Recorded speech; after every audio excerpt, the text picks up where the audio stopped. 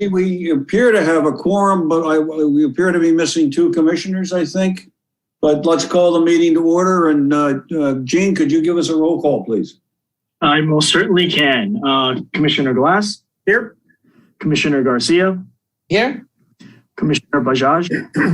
Present. Vice Chairman? Here. And Chair Simpson? I am here. So let's salute the flag. Commissioner Garcia, since you're just back in the country, why don't you lead us in the pledge? Okay, yeah, that's right. This is the USA, right? Okay. I pledge allegiance to the flag of the United States of America and to the republic for which it stands, one nation, under God, indivisible, with liberty and justice for all. Thank you. Welcome. I guess it's now item D. We should approve the order of the agenda. I'll take a motion to that effect. I'll move it. And a second? I'll second. Commissioner Min seconds, and Commissioner Garcia made it. All in favor say aye. Aye. Barely passes. I guess we now move to the blue folder items. Do we have anything in the blue folder? We do not have anything in the blue folder. Okay. Rob, did we get any blue folder items by any chance? Or maybe Ted? No, I don't have any. Okay. All right. Then we move to the consent calendar where if no one pulls anything from that, we'll take a motion to approve it. Anyone want to pull anything from the consent calendar for a separate discussion? Well, it turns out that I do. I'd like to pull the minutes and do those under separate consideration. So let's go to approving the consent calendar, which now I guess is just proof of posting. Do we have a motion to that effect? To approve the consent calendar? Yes, go ahead. Commissioner Glass? I'll second. Second. Commissioner Bajaj seconds. Okay, now we move to the excluded calendar items, and that in this case is the minutes. And the reason I pulled them was because looking at the very first paragraph, it says that I nominated Commissioner Bajaj for the chairmanship. And I did not do that. Now, watching the video, I can understand maybe somebody misunderstood what I said. But what I said was that I essentially commended Commissioner Funabashi for his excellent work, and I nominated him for chairman. So I would appreciate it if the minutes could be corrected to reflect that I nominated Commissioner Funabashi. He ultimately declined, but I think it's important to understand that that's the correct. So I'd like to make that amendment or correction. Do I need a motion to pass that? You would. We would also need a motion for, I don't think we did the proof of posting yet, have we? Oh, no, we did. That was the consent calendar, didn't we? Well, we passed that when we passed what was left in the consent calendar, didn't we? I think so. I think we just had a motion and a second, but we never took a vote. I apologize. Let's vote on that. So all those in favor, I think we can do that by a voice vote. All in favor of the consent calendar item, which was the posting? Actually, if I may, Chair Simpson, I think we have to do a roll call vote every time we have a. And so I will go ahead and do the roll call vote. So this is for the motion for posting. Motion was by Commissioner Glass, second by Commissioner Bajaj. So the vote, I'll call the vote. So Commissioner Glass.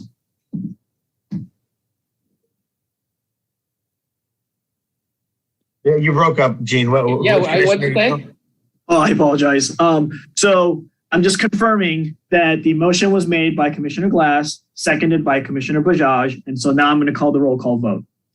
Starting off with Commissioner Glass. Yes. Commissioner Garcia. Yes. Commissioner Bajaj. Yes. Vice Chair Min, Yes. and Chair Simpson, Yes. with Commissioner Funabashi and Commissioner Arata absent. Thank you for keeping us on track there, Gene. I was trying to speed things along, I guess. So now I believe a motion would be in order to accept the minutes as corrected. Do we need that motion? Yes. I can make that motion to accept the minutes as corrected by Commissioner Simpson. I will second that. Commissioner Glass seconds. So now I guess we need a roll call vote on that, please, Gene? Yes. Commissioner Glass, Yes. Commissioner Garcia, Abstain? Commissioner Bajaj, Yes. Vice Chair Min, Yes. and Chair Simpson, Yes. with Commissioners Funabashi and Commissioners Funabashi and Arata both absent. So it's now that time in the agenda for public participation on non-agenda items. That should last no longer than 30 minutes. If there are any such comments, and each speaker would be allowed 3 minutes to speak. I guess we also sometimes get written comments in this section. So the first question would be to staff, are there any written comments on non-agenda items? I have not received any items for participation on non-agenda items. Okay, then are there any public comments on non-agenda items? None that I'm aware of, sir. And I don't see any either. So we then will move to items continued from the previous agendas, which there, as I recall, are none. And that brings us to items for discussion prior to action, item J1. So is that going to be a presentation first by Eugene or? No, that would actually be by our senior management analyst, Rob Osborne. Okay, thanks, Gene. Ted, did you want to introduce anything, or did you want me to just go right into the PowerPoint?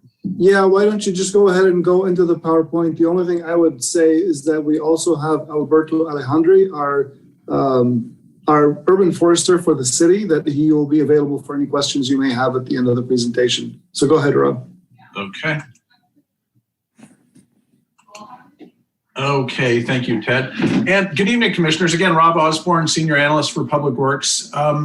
The reason this issue is before you tonight is our city council is considering implementing the city's first tree ordinance. They would like the commission's input on 4 specific items that could be included in an ordinance, which I'll get to in a second. Starting out with the background, this item came up, brought to the council's attention earlier this year. The concern is that trees are being removed from public property, typically from parkway strips. It's not something that the city allows very often. There's concern that it might be being done without permit, without the city's knowledge. And it was suggested that we need to develop and implement an ordinance to protect the trees and stop any further removals.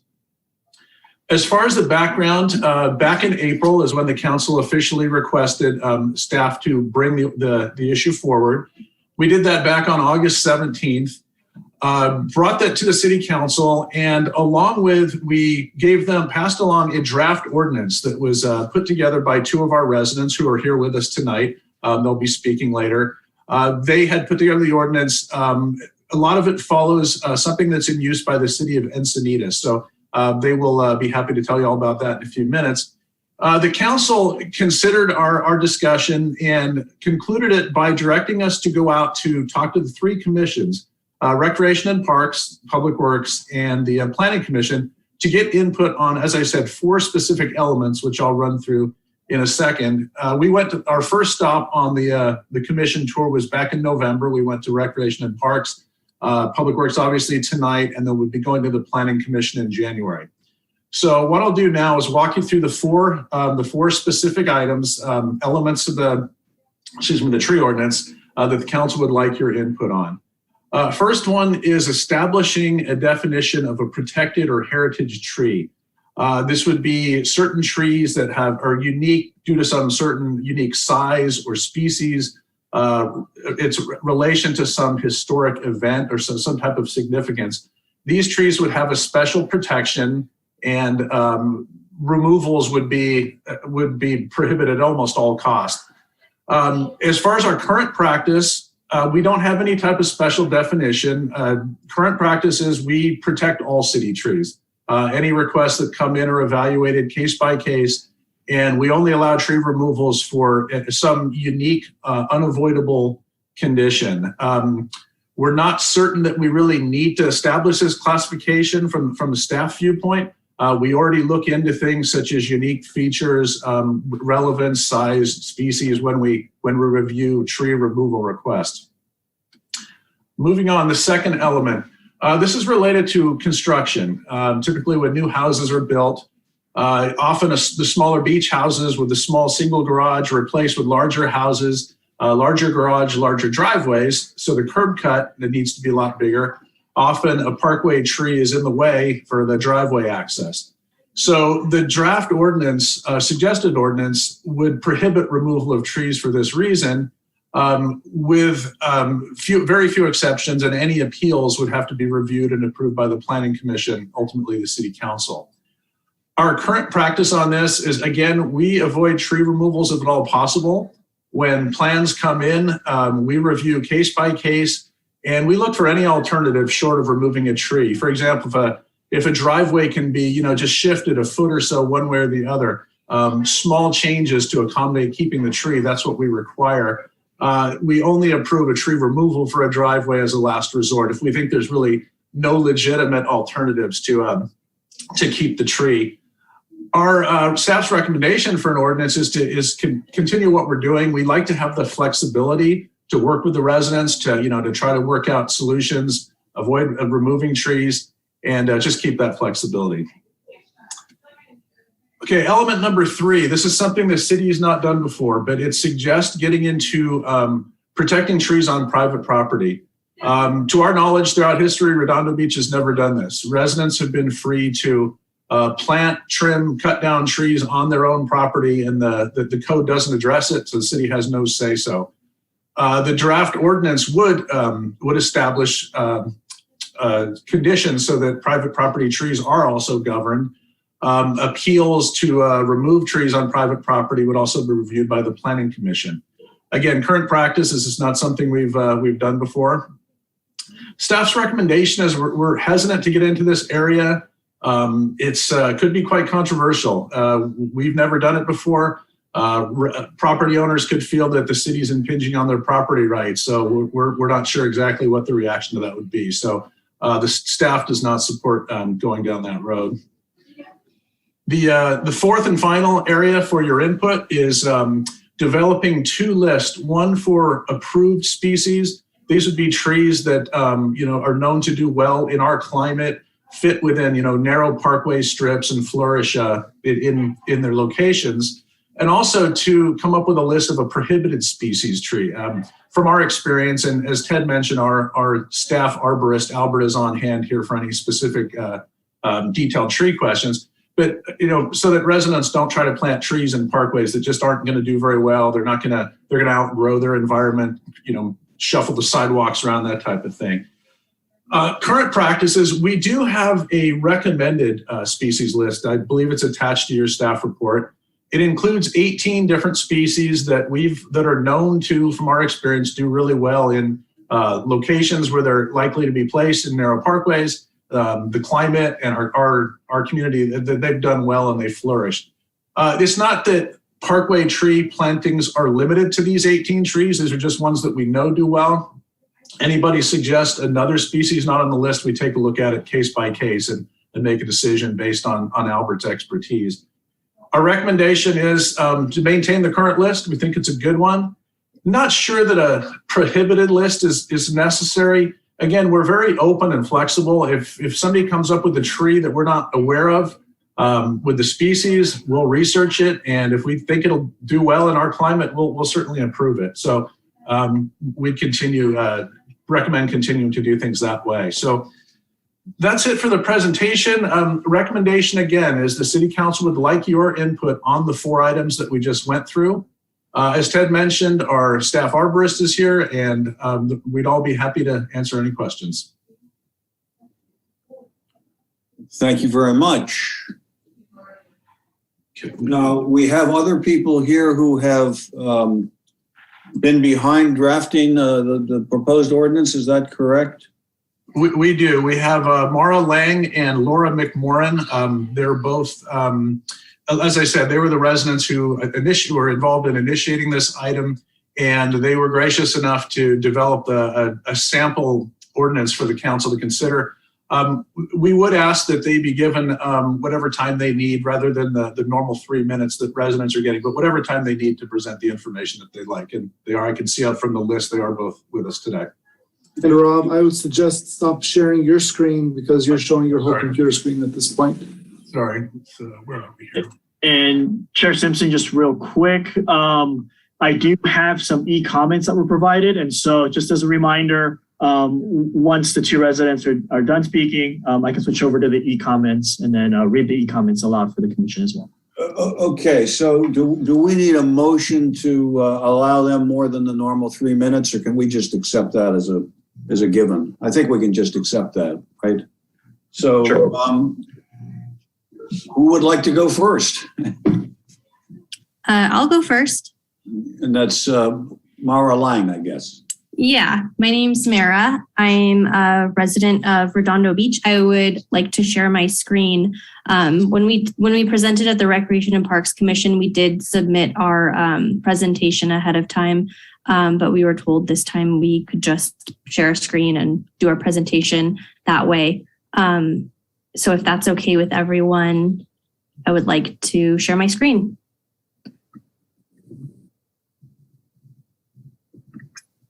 Get my. Yeah, that would be great. Just please share that material with Jean and our city clerk staff so they can have that in the minutes for the record. Okay, I'll do that. Can I do that at the end, or do you want me to Yes. send that first? Okay. Alrighty. Okay, so can everybody see my screen? Yes. Okay, great. So my background is I'm a resident of Redondo Beach. I've lived here for around 13 years. And over the course of that time, I really started to take notice of our urban canopy. And I live in District 1 in South Redondo. And so we do have the parkway spaces. And I took a lot of notes on spaces that were empty, didn't have trees, maybe had trees that were not thriving or were dead. And so anyways, this has been something that I've been thinking about doing for a really long time. We did bring this to the council in April, but I spoke at one of the strategic plan meetings, probably like just before COVID, and establishing a tree ordinance was put on the 10-year plan. And prior to April, I also spoke at the city council, and everyone, the city council agreed to move towards becoming a Tree City USA. And so that was voted on at the council. And one of the requirements to get that certificate is to pass a tree ordinance, which right now we're working off policies and procedures. We do not have an ordinance. So just a little bit of background. I don't want to read this. I'll send it to hopefully the commission and we'll get a hold of it. Like, I don't want to read it like line by line, but basically, we're entering a time of unprecedented heating of the planet and using trees to reduce the temperatures in our city, put some control into the hands of residents, city staff, and our elected representatives prepare for the extreme heat waves with the expansive tree canopy. And so this is all data that is out there. We are not the first city to think about utilizing trees to cool our city and prepare for the future. But we are one of the, one of the few cities in our area and beach cities and stuff that don't actually have a tree ordinance. So I put this together with Laura. She's a planner for the city of Lomita, and she brought her expertise. And I've done a lot of research, and I've talked to quite a few other city arborists from my hometown of Fullerton, which it has, basically a tree in every city parkway. And I talked to Manhattan Beach and the city of Encinitas, which just a side note, and I don't want this, there's so much stuff to cover and I don't want to, take up way too much time. So, but it is important to note that a lot of cities that have passed comprehensive tree ordinances will hire a consulting firm. And so the city of Encinitas, if you are at all interested, you go to their website and you can see that they've really checked every single box. They've really covered everything. And it's very clear to the public sort of what the goals are, what the rules are of planting trees, how they feel about their canopy. There's a lot of pride there. And generally it's a very positive sort of program and, just very, very good for the city. So not having a code it's the municipal code is exemplified in empty city parkways, inconsistent aesthetic, and impervious surfaces, which increase runoff. So in my neighborhood, I saw, epoxied rocks in the ground. There's a lot of brick, which also is a tripping hazard. So in all of those things in a time when we really need to think about runoff, polluting the ocean and getting reestablished, we have a lot, groundwater is an issue because everything just runs off into the ocean. So really focusing on improving our parkways. This is just a starting point, in my opinion. So the city staff works off policies and procedures, and it results in a lot of discretionary decisions, lack of clarity across departments, planning, public works, private contractors, tree removal without replacement, uncertainty about the city's actual tree requirements.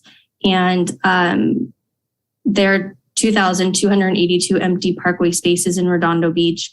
And we see them as missed opportunities for counteracting heat island effect, wildlife habitat, noise reduction, crime reduction, increased home values, and more comfortable outdoor recreation.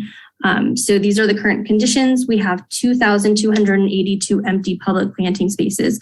And Public Works can chime in because they're actually part of, this is their jurisdiction. They're the ones that are planting. And so a lot of the data is stuff that we've gotten over emails and whatnot. And so it did come from the city, but they're welcome to chime in if they think that we've presented this not completely in context with how they provided it to us.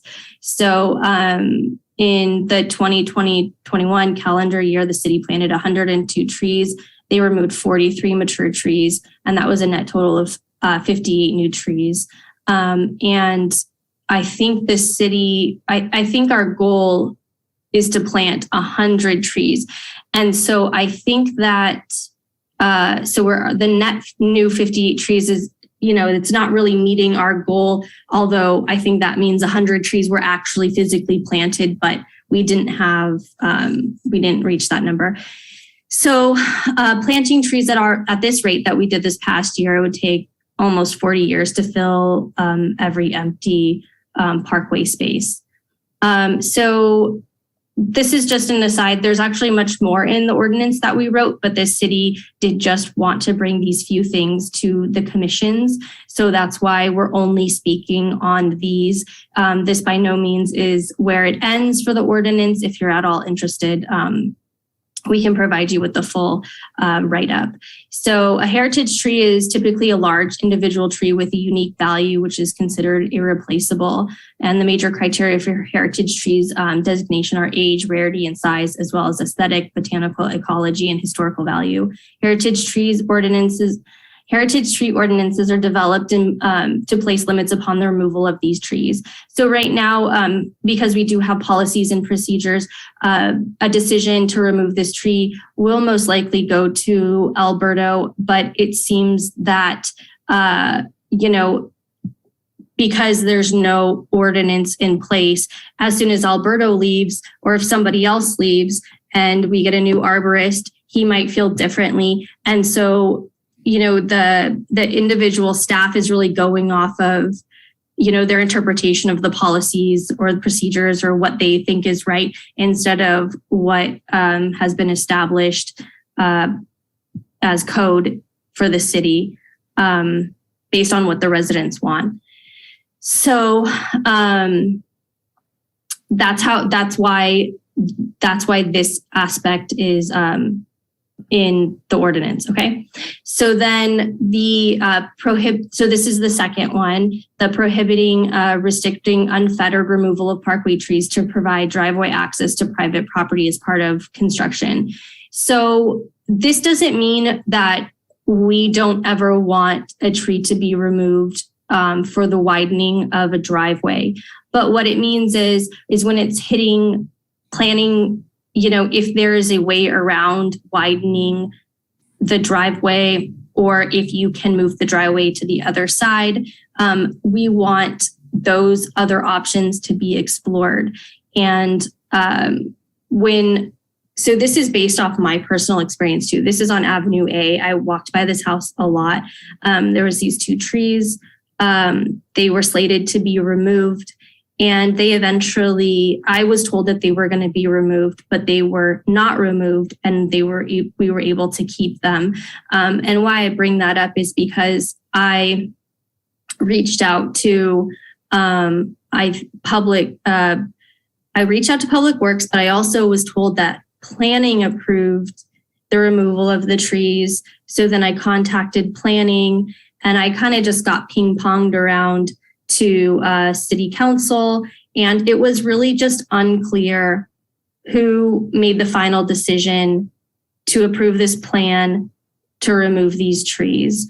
And so to me, that means that it might not even be clear to the departments who sort of has the last say in if trees are being removed. And as you can see, these are mature trees. These have been here a long time. They're part of the aesthetic of the neighborhood or this specific block. Removing them would negatively affect that aesthetic and the canopy cover. Okay, so so this would also ensure that where a tree was removed without the possibility of preservation due to a driveway expansion or other code requirement, that a replacement tree is planted without fail. So this is a tree, again, on Avenue A, just up the street. There was new construction. The driveway was widened. There is some, so what Ted has mentioned in the past is like perhaps there was some sort of utilities issue here, because it looks like there's enough space to put a tree there.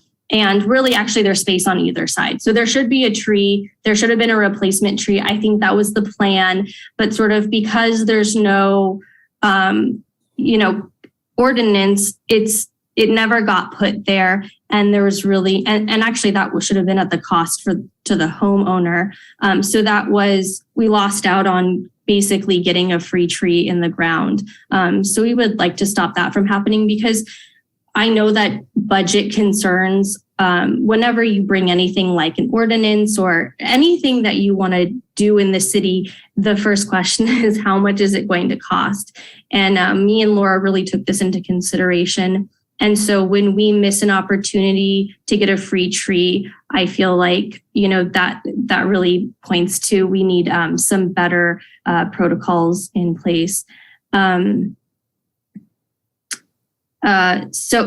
this is the one. This one is really interesting. So it's prohibiting the removal of protecting heritage trees located in front, rear, and side yard setbacks on private property. And so I've talked to quite a few people from North Redondo, and there's a concern there that some of the streets have really narrow parkways, And some of them have, and some of the neighborhoods have no parkways. And so they could possibly miss out on, if we choose to pass this and move forward with the tree ordinance and grow our canopy, they could really miss out on some of these things. And so the city already requires, if there is a new construction, the city requires a tree to be planted in the front yard. I think it might be in the front setback. It requires a tree before they will give them the certificate of occupancy. However, if that homeowner then receives the certificate and then wants to rip out the tree, the city does not really follow, they have no way of tracking that. And so in other cities like Manhattan Beach, in some parts of Torrance, they have city trees in the front setback, and they're able to require that tree to be there. And it really gives an opportunity to add shade, cooling, all these beneficial things that trees do in an area like North Manhattan that does not have the parkway space. And when they do have parkway, we should be planting trees there. So that is something that I would like. We're going to bring this to the planning department, and I'm really curious to see what code they engage to require that tree to be planted, but then it doesn't matter if it's removed. So we think that's actually a really important part of the ordinance. So this next one, this is a good example of trees in the front yard. So these are pictures. So this one on the far right, this next slide is a letter from a resident, and this is in North Redondo. The house was actually built, this is like semi-new construction, and it was built around the existing tree. And then the homeowner got an electric car, and there was some discussion, I guess he wanted solar panels, and he cut down the tree so that he could have access to sun. And it was really devastating for the people in the neighborhood because, as you can see, they don't have city parkways. They rely on trees on private property. And then this is another example on the left. So I think this is I don't want to get off track, but this tree is obviously taking up the entire front yard. And they do have city parkway space in front of their home.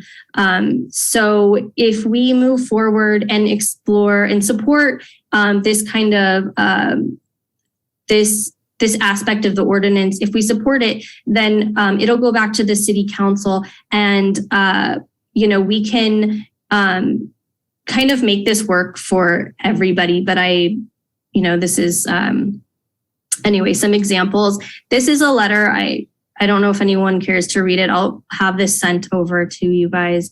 And this is the types of trees that are recommended and discouraged from being planted in public and private property. So Alberto has put together, when he joined, he told, I've spoken to him quite a few times. He's always been incredibly accessible, so polite. And I can tell that he really cares about trees. And so he put together a tree list, and that's great. However, so on this block, these are olive trees. And if our goal is to grow our canopy, there are some trees that are going to provide shade and some trees that are not. And so these olive trees, I talked to another resident, she's actually on the planning commission, and they put olive trees in front of their yard or in their public right of way. And then the contractor, West Coast Arborist, came out and trimmed these trees, and they basically lobbed off like most of the branches. And so they look like this as well. And, so I think that if we, the whole point of putting this in here is to figure out what trees work for what blocks. And I just saw on Avenue B again, someone redid their parkway and put an orange tree in it. So, and that's, yeah. Sorry. A couple of people have raised their hands, and I'm so sorry. Questions for you on something you spoke about?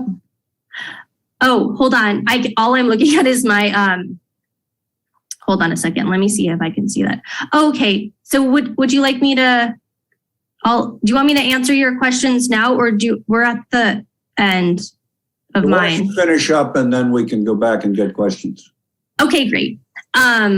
So yes, so that's and then as you can see in these three pictures, we have consistency, we have the same shape, and it looks beautiful. So anyways, let me take your questions. The first person I see is Daniel Garcia. Just a second. Does Laura want to make a presentation too, or you want to take questions now?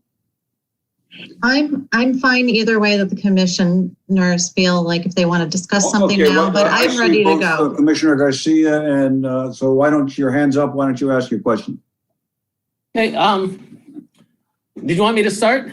Yes, please. Okay, okay, so according to Rob, we're supposed to look at these 4 topics in order to define the ordinance. I mean, I appreciate, this, all this work that, was it Mara did in looking at all these cities? I also have been doing this pretty much most of my career as far as, making judgments on trees in public works. But I'll just go in order of Rob's agenda. And so basically the first item was about the definition of heritage trees. I agree that, a lot of trees probably are historic and they need some protection. Like at Victory Park, that one tree that looks like, the wind kind of blew it over. But it just seems like, or Veterans Park, I mean. But when it becomes a danger, basically next to, let's say, a building or something like that, I think, you need the arborist, the city's arborist, to basically make a determination whether it's safe or not. Because, you don't want that tree, crashing into buildings. And because, for public works, their main purpose in life is safety. So, it just seems like, they have to take that into account. And so, Commissioner Garcia, if I may interrupt, this is Ted. Hey, Ted.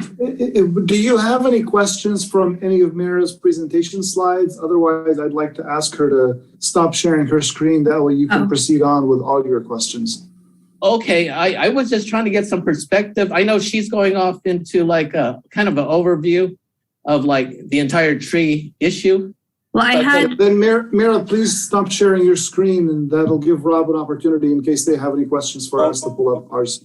Okay. Perhaps, if I can interject, maybe Mrs. I should ask this question. I'm under the impression now that both of you wanted to talk about the staff presentation. Is that right? Well, I'm confused now because I thought Rob was kind of giving us an outline on what the city was going to form an ordinance about. And then I know Mara's thing was a little more broad and would covering, what we should and shouldn't do about trees in general. So Chairperson Garcia, let me answer that question for you. Rob, you're correct. What Rob presented to you are the 4 elements that the City Council directed us to come to the commissions and ask for your input and your feedback. The ordinance is comprehensive. The ordinance itself includes a lot of the elements that Ms. Lang had outlined. But when we presented the material to the City Council, they were asking for input on those 4 particular items. It doesn't preclude you from providing input on any other elements, whether they be part of the ordinance or any other opinions you may have. But yes, they did ask us to focus on those 4 points. So at this point, let me suggest then, let's see if we have any specific, well, I also see that Laura has her hand up, so maybe she wants to add a little bit to the presentation, which as I understand it is background to help us to weigh in on the 4 questions that were being asked by City Council. Is that an accurate situation? Yeah, I'm sorry. Laura does have additional material to present, and I thought these questions were sort of on the slides that I presented, so I thought I would answer them quickly, and then Laura would go into hers. Okay, but so let me whatever you want to do. Let me just ask the commissioners, does anyone have specific questions related specifically to Mara's presentation? It sounds to me like we should probably listen to both Ms. Lang and Ms. McMorgan first. Yes. And then because it doesn't seem like it doesn't seem like our questions are relevant until that time. Yeah, let's hear the second presentation from Ms. McMorran, please. All right. Thank you so much. I appreciate your time this evening. I am Laura McMorran, and as Mara said, I am the city planner for Lomita. I've worked in Lomita for 5 years. I have a master's degree in urban planning, and previously I've worked in Illinois. That's where I hail from. And so I'd like to share my screen. One moment, please. And Laura, while you do that, the same as with Mara, please provide those slides to both Jean and to the city clerk's office. Absolutely. Could you please tell me if you can see my screen? Not yet. Not yet. Oh, geez. How about,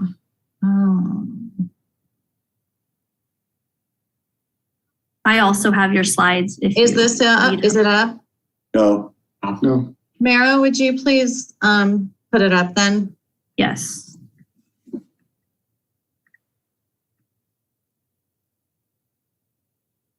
So let me just say, as much as I appreciate staff's We good still haven't intent, seen the other slides. Okay, hold on. I had this working for parks, of course. Okay. Okay, I'll share. We can see it now. Yes. Okay, so there are 4 questions on the table. And those 4 questions are going to be demonstrated through this case study I did in District 5.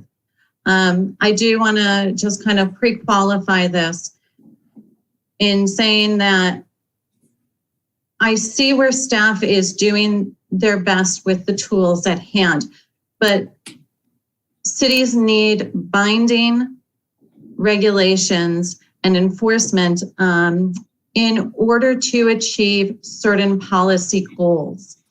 And so what I did is I've looked at not only District 5, District 1, 2, 3, and kind of done my own data analysis of where we stand with parkway trees. Could you do the next slide, please? I'm not sure if I have control. Oh, there we go. So District 5 really has special attributes. First of all, it has a high number of properties with 50-foot wide lots. It also has a high number of subdivisions without parkways. It has a low number of streets with 60-foot right-of-ways and parkways. And there are some opportunity sites, what I'm calling underplanted public non-park properties that I observed in the neighborhood. And here is the part that is a bonus in our existing code, and it's a regulation on private property. This is found in the zoning code. Zoning codes I deal with every day, day in, day out. And Lomita's, I'm sorry, wrong jurisdiction. Redondo Beach's municipal code only has 55 mentions of trees. Of those, you'll find it in the subdivision requirements. You will also find it in this section. And then it kind of gets mentioned as an accessory to something. Christmas tree sales, no posting of bills. We do not have really strong direction in our municipal code on trees. However, this section here in the zoning code requires the preservation or planting of 1 tree in a front yard if the property has no parkway. And why this is important is because zoning, we already deal with private property regulation in municipalities. Every city does through zoning. We deal with it in terms of use. We deal with it in terms of size. We deal with it in terms of design standards. So I do not think it's a stretch to start to visit like Manhattan Beach does and other cities to look at whether or not there are some special unique circumstances to require trees or preserve trees on private property. The next point I want to make is it's also coming up with the state of California. And I'm sure Public Works can maybe add to this if there are questions, but there is something called low impact development standards. And in every new construction, and this is for stormwater improvement. It's not a planning issue, and I'm peripherally aware of it. But new single family homes have options to choose to mitigate their stormwater runoff. And one of them is planting of trees on private property. The covenant that is recorded, we should be keeping track of because it typically requires, and I'm sure Ted can chime in if I am misrepresenting this. My understanding is, at least for what LA County's covenants require, is 2 trees should the property owner select. Next slide, please. Oh, fiddle, this didn't come across. So Robinson is the street I focused on. And Robinson is a 60-foot wide right-of-way. And it has an unusual right-of-way design. And that is because the southerly parkway is narrower than the northerly parkway. Typically, a street is a mirror, each half of it is a mirror of each other. And that makes this, this is my data chart. Let me see if I can, there. Oh, beautiful, beautiful. Thank you so much. So on the north side of the street, there are 29 properties, and 8 of those are without parkway trees. On the south side of the street, there are 46 properties, and 36 are without parkway trees. So from Englewood to Vale, almost 60% of that street is exposed to full sun. Can we go to the next slide, please? Yep, 4. Maybe. Sorry. Am I There able you to go. share? Okay. So you would think that although it's a narrower side on the southerly side, we wouldn't be able to get a tree in there. But here is an example on the southerly side where there are 2 shade trees growing, and their shade is cast over the street's center line. Now, species are important, and I've heard the city state that there is a species list, and I love the flexibility of a property owner being able to say, hey, we would like to try this tree. Does it work in this circumstance? In Lomita, we have a menu of approximately 35 different species, and they are broken into what the parkway size is. And that's through the Public Works Department. And the reason we have so many is because in our safety element, we determined that you need to be disease proof, or at least work towards, should a disease happen, not wiping out a substantial portion of your trees. Where I grew up in Chicago, my parents used to have elm trees on their property. And we lost all our elm trees, and we are a corner lot, despite best efforts to save them. And so when I hear 18 trees, it makes me a little concerned that we really need to, although I think consistency on a street is important to some degree, we need to make sure we have enough diversity to ensure that there's no genus that gets wiped out. Next slide, please. Or let me see. So Mara discussed triggers and leverages for getting parkway trees in the public right-of-way. Our subdivision code, and every subdivision code I've seen, when a lot is created, requires certain public right-of-way improvements, and that includes a tree. That is not, to me, a one and done requirement. It is a timeless requirement. And there are certain windows of opportunity where we could be leveraging transactions. So for example, when a home is for sale or when a home is remodeled, according to the city, I believe the cost to put in a tree is $325. So it's pretty nominal. But right now the city is only planting about 100 trees a year. So here are 2 properties on Robinson. Both of these properties were remodeled or constructed, and then they were sold. So we had windows of opportunity to say, hey, property owner, you got to fulfill your original subdivision requirements, and also, get some shade on your street. So these are examples that I noted in my case study. Next slide, please. And what that means in telling private property owners, if we're just looking at single family homes, in 2020, there were 620 single family homes sold in Redondo Beach. And based on, a rough estimate of the trees that we don't have planted and how many are planted, there's maybe 20% of the single family homes missing a parkway tree. So, and 52 trees does not seem a lot, but it is a lot when you're thinking we're only going at 100 trees a year. That's what would have resulted if we had an ordinance that incorporated some of our ideas in place. And again, this is not on the private property, but it is a requirement of the private property owner. And then the last slide. So I read codes, a lot of codes, and I was actually just on a housing statewide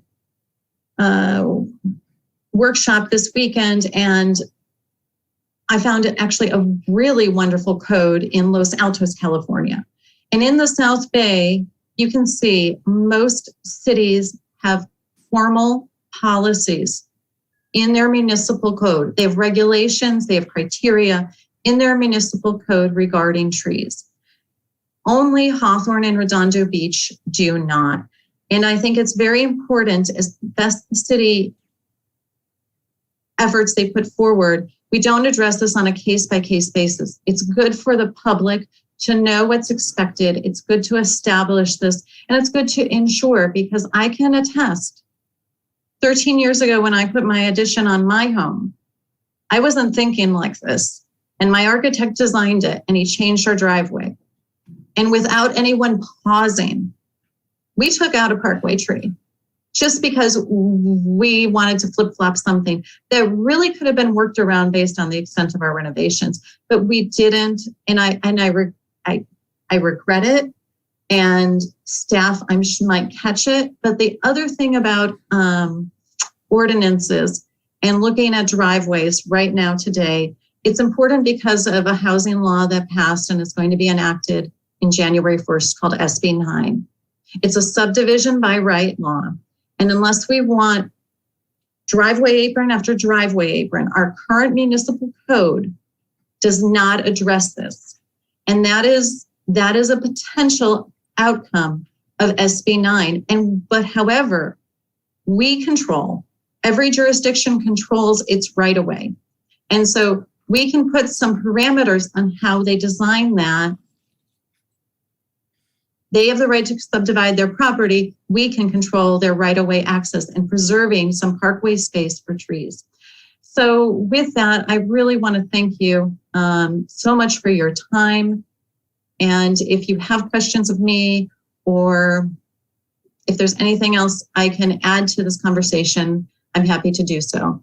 So at this point, I think it would be in order, if any of the commissioners have questions specifically related to the two presentations, please raise your hands.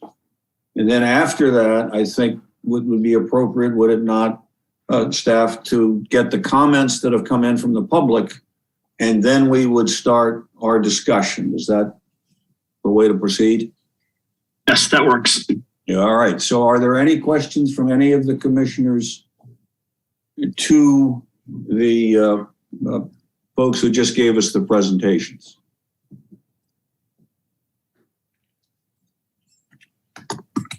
Well, let me ask one. I thought this was a very, very interesting, very thorough presentation, but I would ask each of you to specifically say how you respond to the four This goes beyond the presentations, I guess.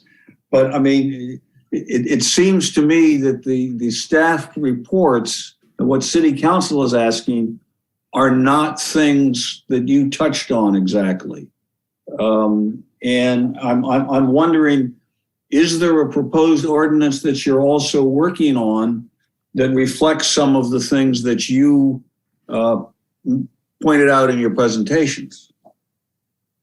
Well, in the slides that I presented, those were those items specifically referenced the 4 items that the City Council asked Public Works to write a report on and bring to the commissions. All right. So I think that maybe it looked like I covered more just because I talked so much about those elements, but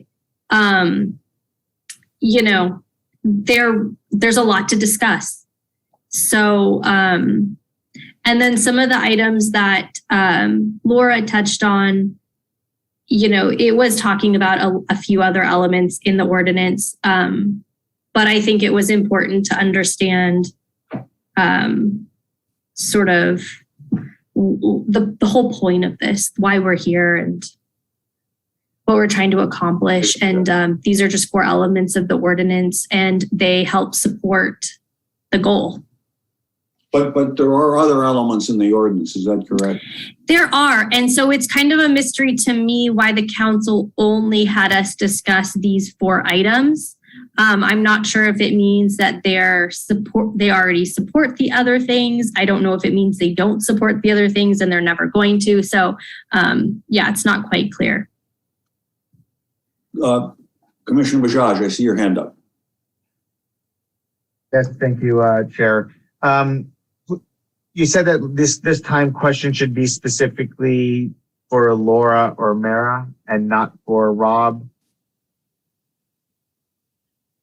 So I think that's correct at this point, yeah. I mean, my question is about element 3 of it, which I guess applies to Mara and Laura's presentation as well, mostly Mara, about, regulating the private property and the tree aspect on there. This would apply to, the proposal would apply to all trees on the property, front yard, backyard, side yard, correct?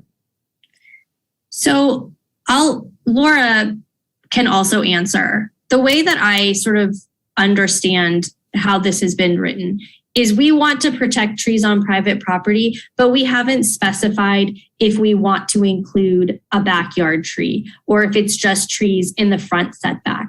I feel like what would be easiest for everybody to sort of stomach, because I know everyone is super concerned about, infringing on people's, property rights, is to protect the trees in the front setback where a property owner is not going to be able to build anyways. So Laura, maybe you want to add to that? The proposed ordinance, and please note, this is a conversation starter. We don't want the city to adopt this lock, stock, and barrel. This is really, I think council picked out 4 items that they felt were very, they needed more information from their commissioners, from the public.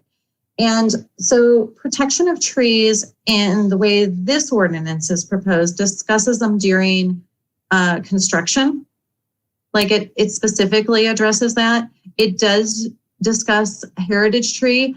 And that's the question. Could a heritage tree be on private property? Potentially, it doesn't have to just be on public property. And as noted, there are some tree requirements already for private property in the front yard in our municipal code. So we could actually say, if it reaches a certain diameter, you're going to ensure that during construction, this, and this shall happen. So I hope that answers your question. Is there anything else I can add? No, it definitely provides some more clarity. Thank you for that. And thank you for the wonderful presentations. Very in-depth. Other, Yeah, and- other questions from other commissioners?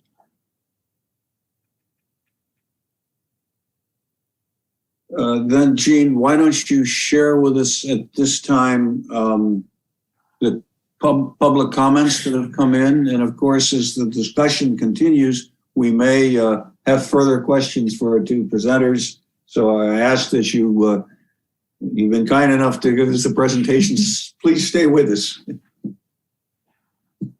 All right. So we had a total of 5 comments come in regards to this specific item. I'm going to read them. I believe they're in order of most recent comment to the latest or the more earlier comment, if you will. So the first comment is from a Michael Lee Chang. My name is Michael Lee Chang, and I'm a senior currently attending Redondo Union High School. I'm also a Redondo Beach Youth Commissioner. I kindly ask that you all support the tree ordinance. We needed to build healthy and sustainable community forests in Redondo Beach. With increased development activity, loss of street trees, natural disasters, and removal of historic or landmark trees over the years, it is crucial that we establish and develop tree protection ordinances. And tree ordinances are about many things other than simply quote unquote protection. They can help a community achieve specific goals such as job attraction, higher density development patterns, increased small business revenue, and offering quality of life amenities provided by parks, recreation, and open space.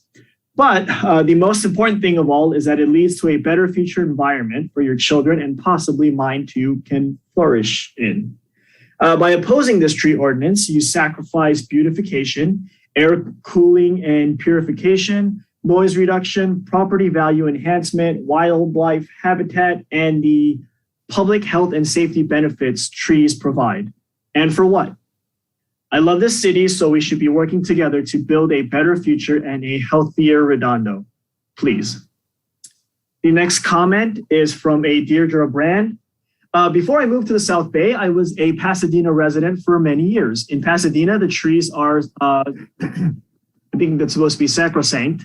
The fact that the city of Redondo Beach in 2021 does not even have a tree ordinance is frankly stunning. This is the result of many years of development-centric leadership, making building easy and nature disposable, leaving in its wake a sea of concrete and little to no charm. Adopting a strong tree ordinance is not only preferred, but essential.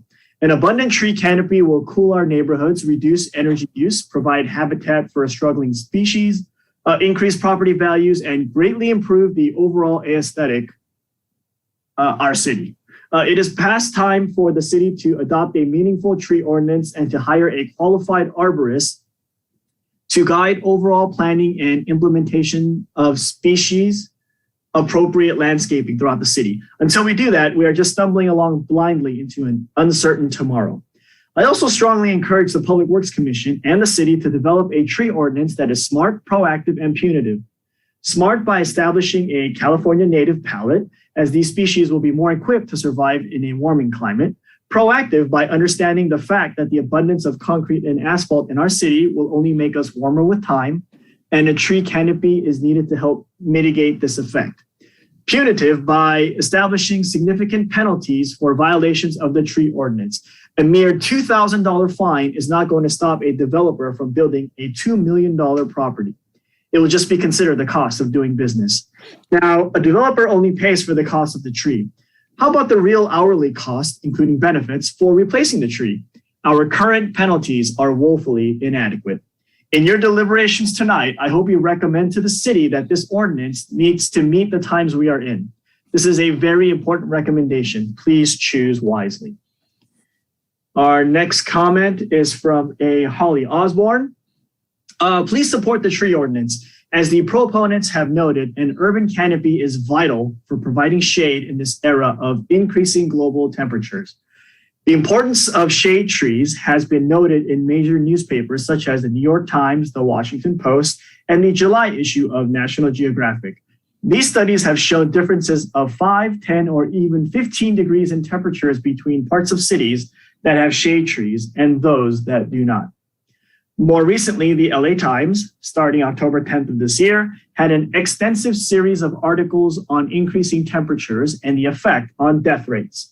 The articles also noted that California is responding late to the crisis of heat waves and noted that, quote, in a state that prides itself as a climate leader, California undercounts the death toll and has failed to address the growing threat of heat-related illnesses and death. Close quote, October 10, 2021. Preserving and improving the tree canopy is part of the way Redondo can address this issue. We want to make our city a leader. Please pass a tree ordinance. Delaying this will be like closing the barn door after the horse has escaped. Holly Osborne. The next comment is from Jim Light. I support the establishment of a tree ordinance. I understand that staff has some issues with the ordinance submitted, but I am disappointed rather than coming back with recommended changes. The recommendation is basically that a tree ordinance is not needed. We have lost a significant amount of trees without replacement. I do not know of any trees removed from Catalina medians ever being replaced. In fact, I cannot remember any trees planted on parkways or medians with the except of Riviera Village. We know that a leaseholder in the harbor trimmed a palm tree with an active heron nest. And we witnessed a developer illegally remove a tree on Elvira, get slapped with a very minor fine that was hardly a deterrent from repeat behavior. Additionally, the city's tree palette has remarkably few native species. It is time to update the palette to remove exotics and add natives. Properly identified natives would be adapted to our environment and require less water, and they would better support conversion to native plant palettes. We are losing tree canopy in the city. It is time to adopt specific ordinances protecting and enhancing this canopy. And then the last comment that I have is from a Susan Couig, C-O-U-I-G. The comment reads, I support the tree ordinance. Trees provide shade in the summer, help the ecosystem, bring necessary wildlife to our area, and increase oxygen and reduce carbon dioxide. My street alone is missing at least 10 trees in the parkway, and it is noticeable. I also believe it increases property values. As a public safety commissioner, I usually discuss safety and crime as it relates to our area, but I'm happy to endorse this tree ordinance because I believe it directly correlates to the overall safety and beauty of our amazing city. Thank you. And that concludes all 5 e-comments that we received.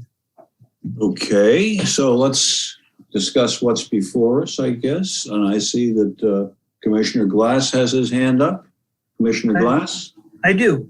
I am a supporter of trees, and I'm disappointed in North Redondo. What we have here is a tale of 2 cities, basically. We have South Redondo, which has the wide avenues historically there, and then North Redondo, which pretty much is a post-World War II development where houses and streets were narrow, the streets were narrow and crammed in there. And consequently, we don't have a tree lawn. That's what we call it in Ohio. We have sidewalks against the curb, so we have no room for trees. I would like to see this ordinance include an offering by the city to plant trees on private property next to the sidewalks. The closest thing we can do to the rest of the plan you've got, because we can't go planting in the middle of sidewalks. They've got to be clear for people who are handicapped, among others.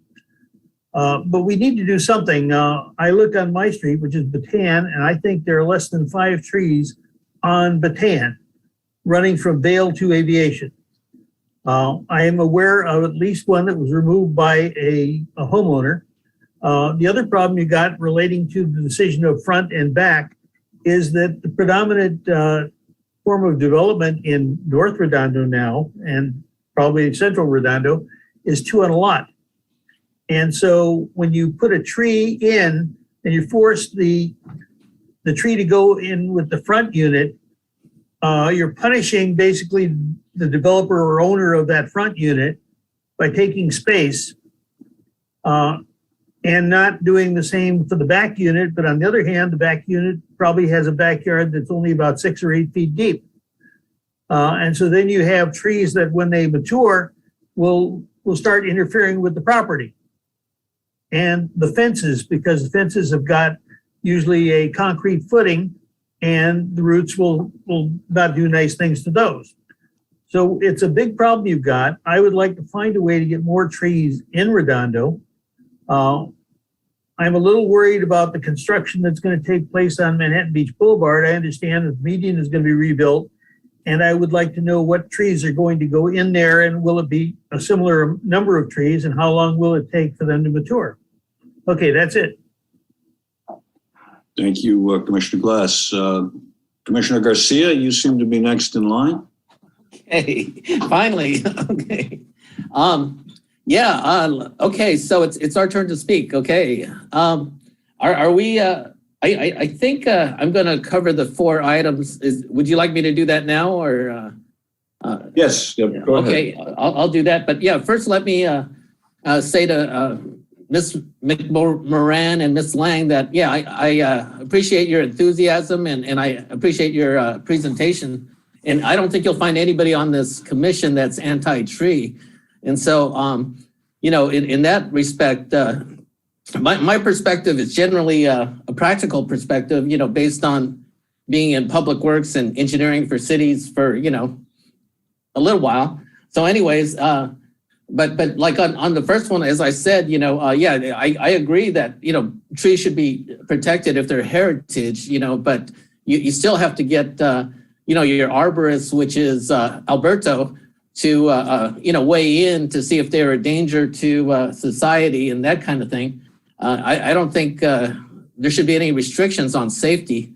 And so on number 2, as far as removing from driveways, most cities handle that by, if you're going to remove a tree for driveway access, you just basically, move it over and either replace it with a new one, or if you can transfer the old tree or something like that, so it's not in the way of the driveway, so that way you don't impede development.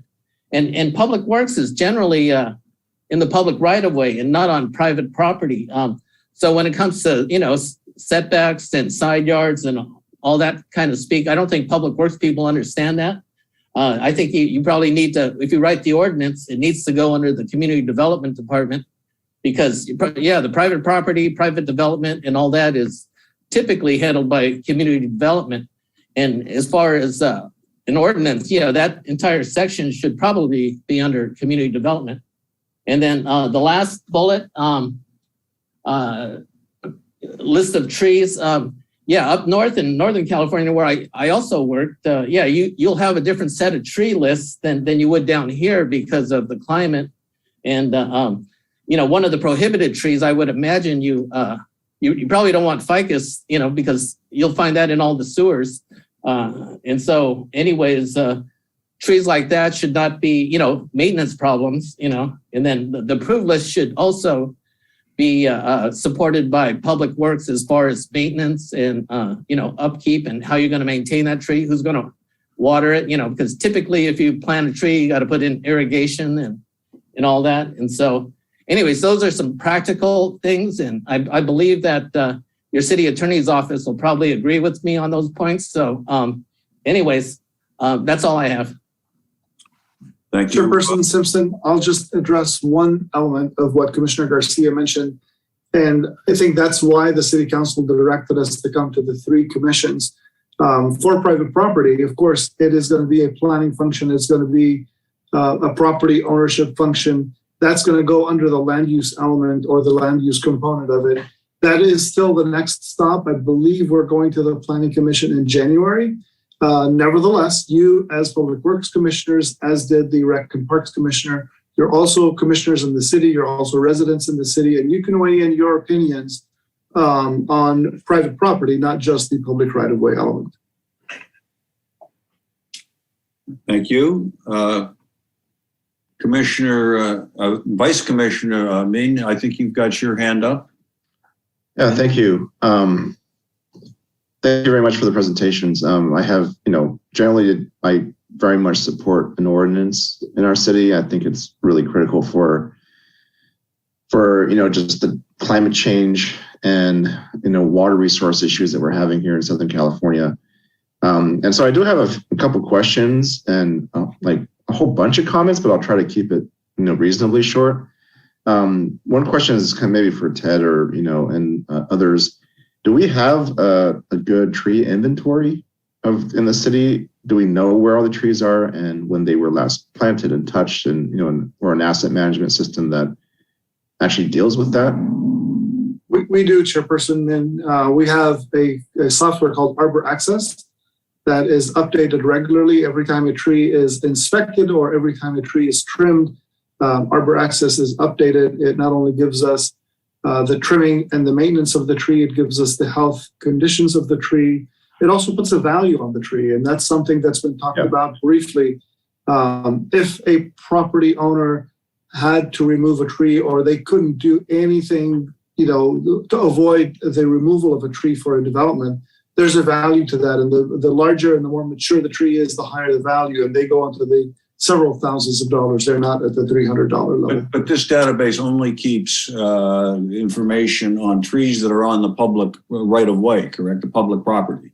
Correct. Albert, help me. Does that also include the city parks? You're muted, Albert. Yes, that includes those trees in parks as well. Yes. Thank you. Okay. All right. Awesome. That's great. That's great news. I mean, that's a big first step. If we didn't have that, I would say let's do that. So it's good that we have that. So I haven't read the proposed ordinance. I'm just hearing what you've presented tonight, and I have a few comments regarding the heritage trees. I mean, I work in public works. I worked actually in the department that handled the City of LA urban forests, and so I'm very familiar with sort of these issues. I'm not a tree expert myself, and I also sympathize with the public works staff because sometimes the ordinances provide a lot of restrictions on them being able to just do their job, right? And so, when it comes to these heritage trees, I do think there needs to be a case-by-case basis evaluation on them. And that's something that seems like it's already happening. And in the cases where they do have to be removed for whatever reason, the safety issue, or there's a major utility conflict, or it's like property damage or whatever, I do think there needs to be a very robust ratio of replacement trees. So if you're going to take out a 100-year-old tree, you got to replace more than 2 to 1, maybe like 5 to 1 or 10 to 1 or something like that, because the value of a small tree is just not comparable to like a heritage tree. So my suggestion would be, my comment would be to really think real hard about what that ratio should be.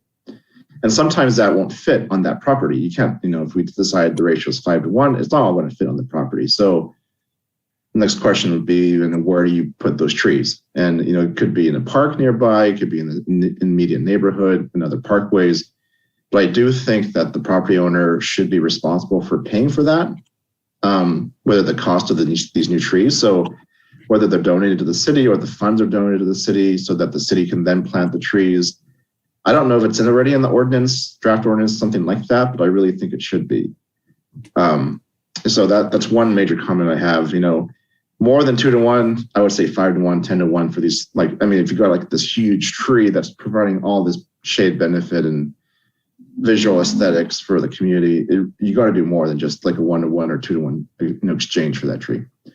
Vice Chairman, again, a brief, quick answer to that. Like I said, when we have a more mature tree, it has an actual value to it under Arbor Access, and therefore, if the property owner is unable to avoid the removal of the tree, and they're paying, and it's just a hypothetical number, $10,000 for that tree to be removed because of the value of the tree. That money goes into our tree replacement fund. It doesn't go into the general fund. It goes specifically for replacement of trees. So as you mentioned, most of our R1 properties are going to have typically a single tree. Sometimes we have a couple of trees, but the funding to replace it is going to be distributed through the city because that value is going strictly for the tree replacement. And who pays that value? I mean, we're talking about a tree that's removed in a parkway because someone is doing construction theoretically. So you have the value on the tree, it's removed. Who pays the value? That's the property owner's responsibility. So that property owner that's asking for that tree to be removed, and again, we explore all options to try to avoid the removal of that tree. But if that was unavoidable, it is that property owner that's going to be paying for the value of the existing tree. But he would not pay for any removal of trees on his or her property. We're only talking. Correct. Got it. At this point, we don't have any restrictions on what they can do on their own property, but we the city, Public Works in particular, are the managers of all the public right-of-way, parkway trees, and no one can actually do any work there without a permit from us. Okay, that's good to know. I mean, so I guess I would ask that whether the value calculation is like something that's industry standard. Because I know I was at a point trying to figure that out for the city of LA, and the gamut of opinions of what a heritage tree is worth is pretty wide. I mean, some people are throwing around numbers of hundreds of thousands of dollars. If you're going to replace a heritage tree, I mean, obviously, no property owner is going to be able to pay that, right? Anyway, so I do recommend that maybe as part of your ordinance, there's a valuation of the tree value. And even though you are already recording that, maybe just a reevaluation of what, if we're serious as a city to improve our urban forest, our canopy coverage, and deal with heat and water issues, maybe the value should be much higher, right? Just a couple other quick comments. Median trees. There are a lot of medians within our city that I've noticed have like really dwarf trees. I mean, one example is Lilienthal Lane, kind of near Washington Elementary. I drive by that every single day. There's these little concrete medians and these little trees in it. And every day I wonder, why don't we plant some big old giant trees in there? Because there's no overhead utility conflicts. There's no right-of-way issues. I mean, there's plenty of street. So these little trees are there and there's everything else is concrete. It just seems to me that we should have some kind of ordinance or some kind of policy to evaluate our city's median sort of tree planting schemes, just to be shade focused more so than aesthetic focused.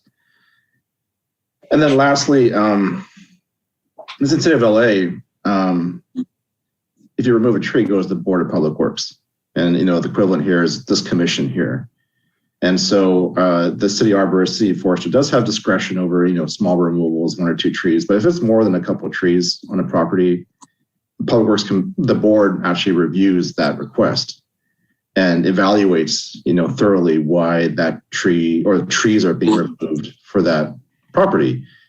And so has there been any consideration on having this commission be part of that process and not just part of the city planning commission? Because I mean, there is a distinct difference between what the planning commission would really evaluate versus Public Works, right? I mean, they are our Public Works assets, actually. Yeah, Commissioner Min, actually, your question is perfect because in the draft ordinance, the city of Encinitas has a committee, like a commission that would oversee that. When we took this item to the city council for our initial conversation and presentation, part of our recommendation was to say that we do have a Public Works Commission that has discretionary review of the public right-of-way, and we recommended, instead of creating a new committee, that if the council desires to go down that path, that they defer that aspect of it to the Public Works Commission. Okay, great, awesome, that's great. I mean, I really do think that as a Public Works asset, Public Works Commission and the Department of Public Works yourselves should really be, I don't know what the final decision is the right term, but, be part of the process for evaluating any kind of removal. I'm sure there's some practical sort of things that could be waived, exempted maybe, if it's just one tree, then we delegate that to Public Works staff or something like that. But certainly I think we all have opinions on that. And, as residents, it's a little bit different perspective than, someone who's just in Public Works processing permits and, valuing case by case things. So those are my primary comments. And I do appreciate Laura's comment about this number of trees on the tree list, because there are pest issues and disease issues. And even though we all like seeing the same tree down the street, maybe we really should consider a diverse species palette for streets, because just to avoid these issues that we're dealing with out here in Southern California with pests and disease. So I think that's I have other comments, but I think I'll leave it at that. Thank you very much. Thank you very much, Vice Chairman. Are there other comments from commissioners or questions? I have, I guess, a couple of questions, if I may. So before something happens in the city's right of way, in the parkway, I guess we're calling it, presumably permission has to be granted by the city. That's correct, isn't it? That's correct. So my question now is, how often do homeowners just go out there and chop trees down and not tell anybody about it? And if that happens, what are the consequences? More often than we'd like. Really, that's the best answer I can give you. We have seen a lot of these effects occur when we come back to work after a weekend. And sometimes we have the ability to prove who has done it. Other times, if we don't have the ability to prove who actually cut back on the tree, I mean, we've called them butchered, because there have been some people that have gone out and truly cut back on the tree so much that they butchered the tree to the point that it becomes a health risk issue for the tree itself to survive and to the general public. Mm-hmm. But if we can't prove who had done it, it makes it challenging for us to be able to go after anybody. There have been times, very few, that residents will see someone doing that work. They will call the police department. If the police come in and take a report, then we have a party to be able to go after and to take mitigative actions against. Is it fair to say that enforcement of whatever your existing policies are, even if they are not codified in a particular municipal code, that enforcement is one of the biggest issues that you're facing? Well, I wouldn't call that enforcement as much as when things happen, when our staff is either unaware or our staff is not present, as I gave the example of a weekend, whether you have an ordinance or not, it really comes back to, do we have the burden of proof that says the adjacent resident or somebody else is the one that actually made the damages to that particular tree? And, all right, another question, if I can. I mean, it seems to me staff's presentation essentially suggests that what is necessary is being done through your procedures, which haven't yet been, which aren't codified in any part of the municipal code. Now, without there being a specific tree ordinance, are there other aspects of Redondo code that has specific requirements that relate to trees? As if something is sold, something must happen, or you were talking about that as an opportunity. Yeah, not for sale. But are there? Sorry, you froze up, Commissioner. Are you completed with your question? Chairperson. What did you say? You froze up for a second. I wasn't sure if you were. What I was saying is, one of the presenters talked about an opportunity at point of sale, something like that. Or are there any kinds of requirements that exist elsewhere in the code other than specific municipal tree ordinances, but refer to trees somehow? Yeah. Sale of property, no. There are no provisions, as far as I'm aware, on sale of property to place any conditions on the property owner and or on the buyer. Construction activities, Ms. McMorran's presentation talked about substantial construction. Anything over 50% of an addition onto an existing property or existing facility does trigger entitlement not conditions that are imposed not only by planning, but by building and by our engineering team. And those do include planting of trees in the public right of way.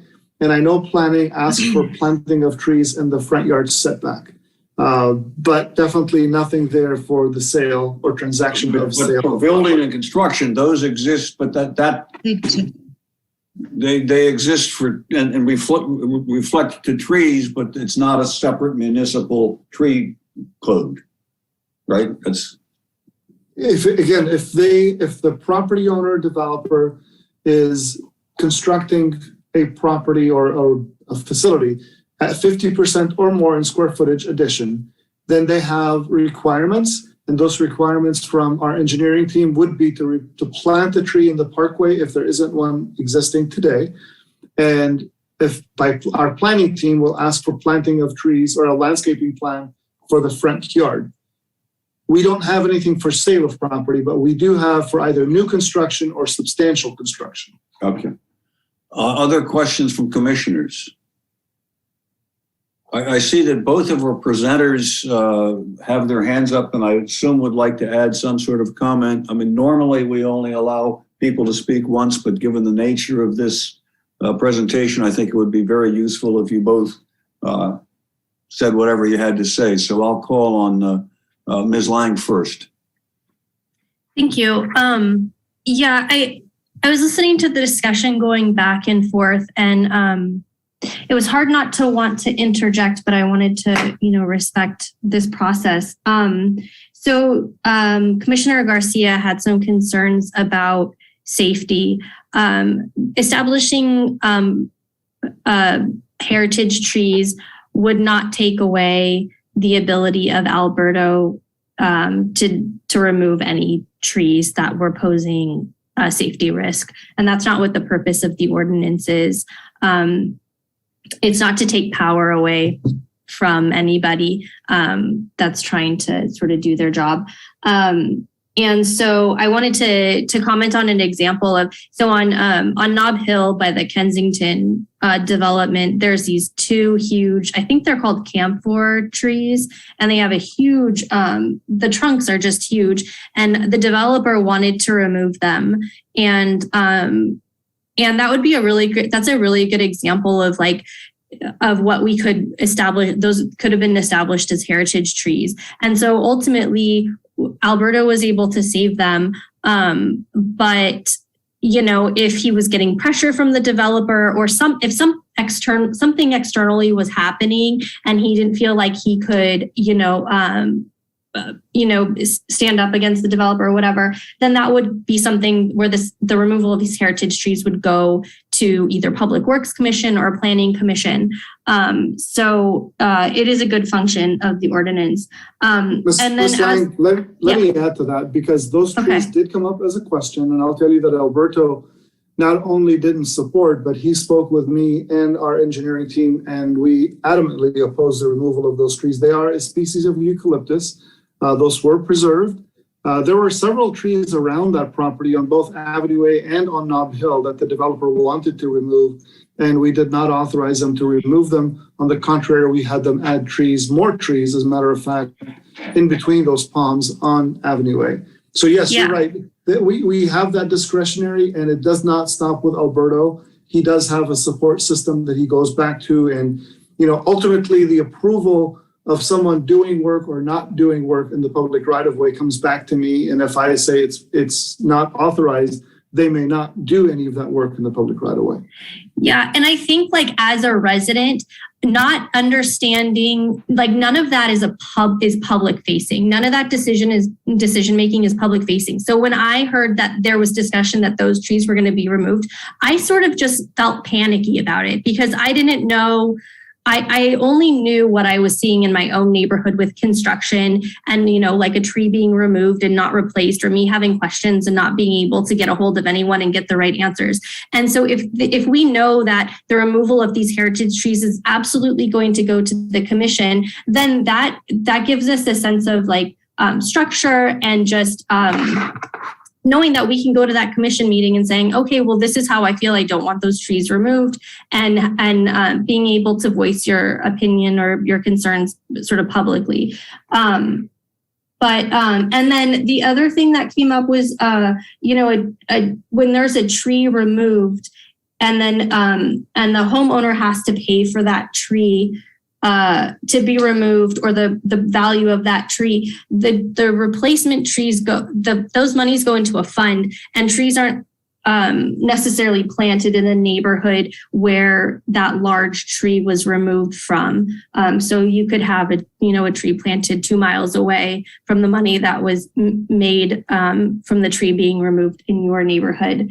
And the other thing is, I just did want to briefly touch on when we talked about making a tree canopy committee, it wasn't necessarily a commission. I know the city already has a ton of commissions, but the tree canopy committee would function much differently than a commission, and they would only deal with tree issues, unlike the Public Works Commission, which deals with, all kinds of different things. So Okay. Well, thank you, Ms. Lange. And I see Ms. McMorrin, you wanted to add something quickly? Yeah, just when you're ready to wrap up, Mara and I have a slide that was what the motions were that the Recreation and Parks Commission voted on and approved. There were 4 separate motions, and it may help guide this conversation further, or draw it to a close and help you with getting City Council the feedback they need. Is it okay if we look at those, staff? Yeah, I would say not only is it okay, as we did with the other presentation slides, please provide that to our staff so that it can be incorporated. And I would recommend you do that now and allow the commission to deliberate and consider what they want to consider at the appropriate time. Okay, they were already included in my presentation, which I've already sent to Jean. So if you are okay with it, I'll share my screen and that slide. Just Correct. clarify again, what are we seeing? We are seeing the motions that were passed by the other two. Yeah, so there are 4 different motions, all you'll see it. It's a simple way to sort of view the. Yeah, the only thing I would add to that is, Mr. Chairperson, is that we do not have those minutes to be official minutes and records of the commission's meeting. So I have no doubts that Mira may have copied them verbatim. I just wanted you to be aware. And Mira, when it comes time for the commission to deliberate, yes, we'll ask you to pull that down so that this is not necessarily what they're influenced by, but that they're making their decision based on their determination, their assessment. Okay.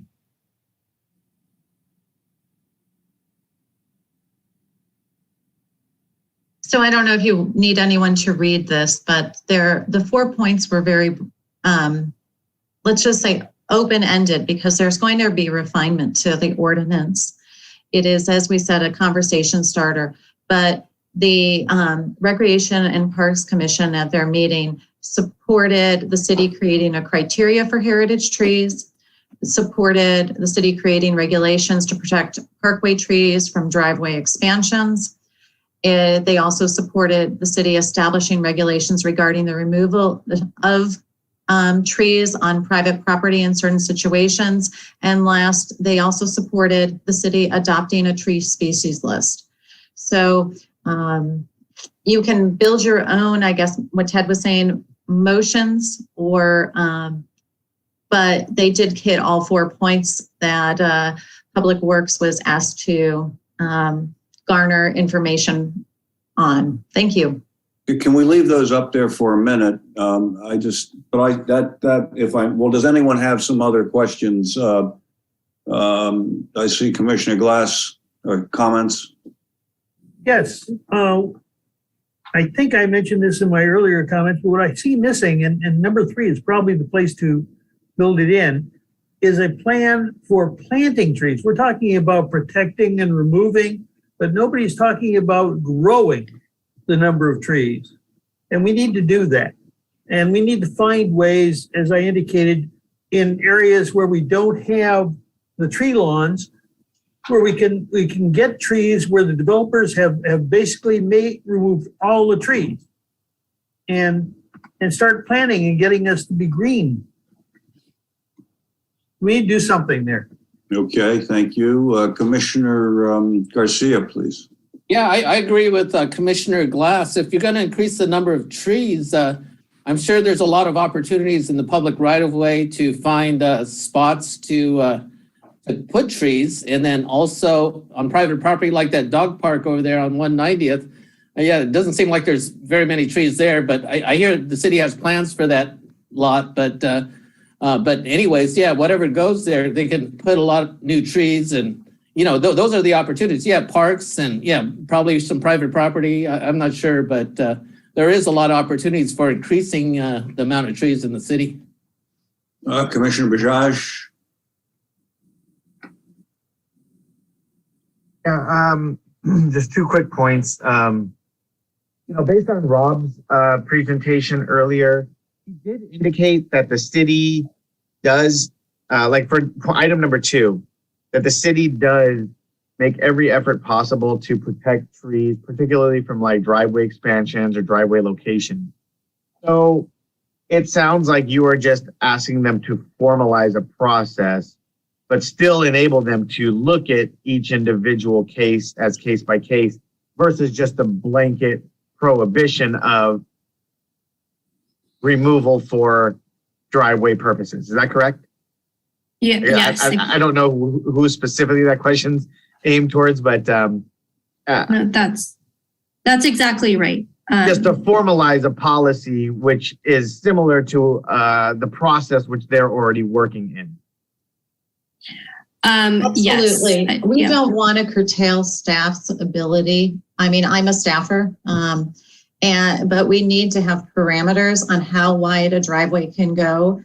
And in particular, we also, I mentioned this, and this is where this stemmed from. So earlier this year, there was a bill introduced, and I've said it, SB 9. Yeah. And it's a subdivision by right.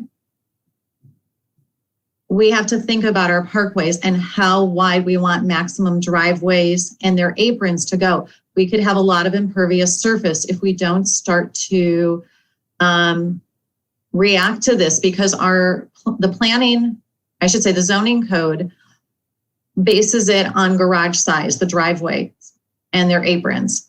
And it can be up to 20 feet. Well, if you're subdividing perpendicular to the right of way, it could be just like tall and skinnies. Yeah. And we could be losing a lot of parkways and trees.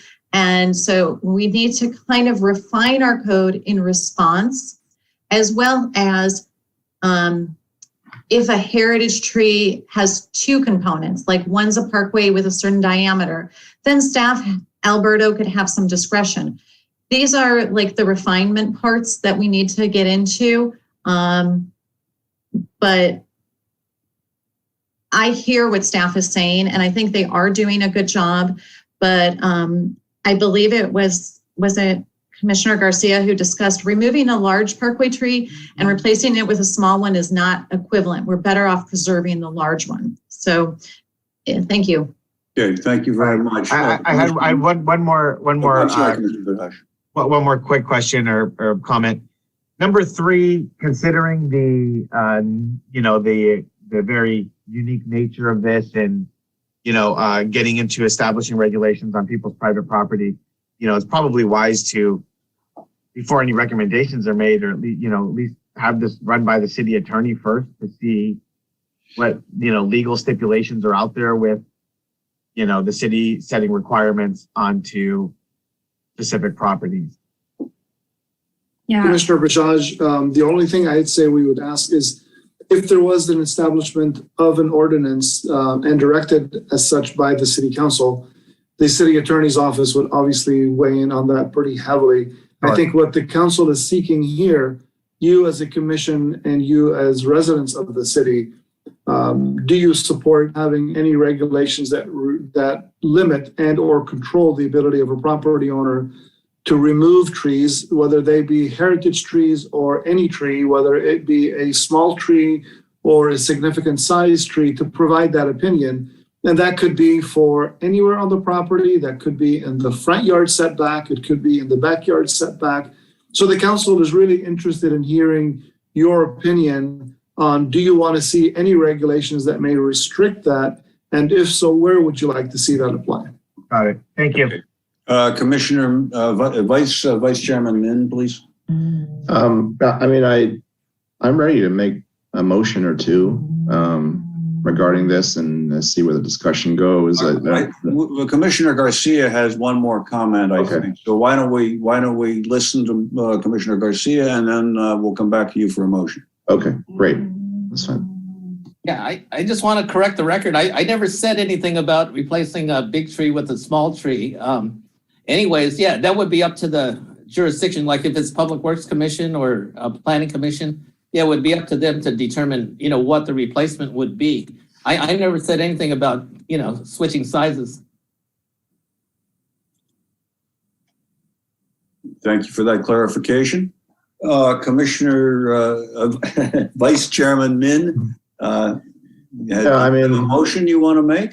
Yeah, maybe we could take off the screen so we don't get influenced by it. But I think there might need to be a series of motions to kind of deal with each of these four recommendations. And so the first one, I feel had to do with the public right of way specifically, not to deal with the private right of way through this motion. But I like to make a motion that the Public Works Commission support the determining a definition for and procedure for heritage trees and determining what they are, but also that there's a public process involved in any removal of heritage trees or significant trees in the city. And this kind of addresses Mara's comment earlier, where public works staff may be already doing what everyone wants, but no one knows, right? And so I know what those regulations could be is unclear. That's something that would have to be worked through, I guess, through the public staff and through city, other city departments. But there seems like the motion really is, to support defining, a procedure for protected and heritage trees or significant trees, but also making sure that process is public in some way, whether it be through this commission or through planning or something. So that could be determined later, but that's kind of my motion at this point. Is there a second? And Vice Chairman, is that part one of your motion? Because I thought you said you may have multiple. I think he's going to make four motions. Okay. Well, I don't know if I'll make four, but I think that's the first one. I think I just don't want to. I don't think we should be combining motions to address all four of these at once. It might be too much. Is there a second for that motion from anyone? I'll second that motion. Commissioner Bajaj seconds the motion. Any discussion? See no discussion. Shall we have a roll call vote on that, please? I have a question. I'm sorry, please. I have a question on that motion. Are we supposed to address all four items, and what does this motion include? This motion is just we've got four different items in the that were presented to us tonight, and I think it's appropriate to take them one by one. Okay, which one are we on? That's not correct. Yeah, I mean, say that again. You broke up. I guess the intent was to address the first one, is in particular dealing with heritage trees in the public right of way, and so the motion would be to, I guess, to clarify the language just so it's clear that the Public Works Commission support a development of a definition of what a heritage tree is, and a public process for any removal of such trees within the public right of way. And that was seconded by Commissioner Bajaj. Yeah. So no further discussion. Let's vote on that. Can you call the roll, please? Certainly can. Commissioner Garcia? Yes. Commissioner Glass? Yes. Commissioner Bajaj? Yes. Vice Chair Min? Yes. And Chair Simpson? Yeah, I'll vote yes on that. With Commissioner Funabashi and Commissioner Arata absent.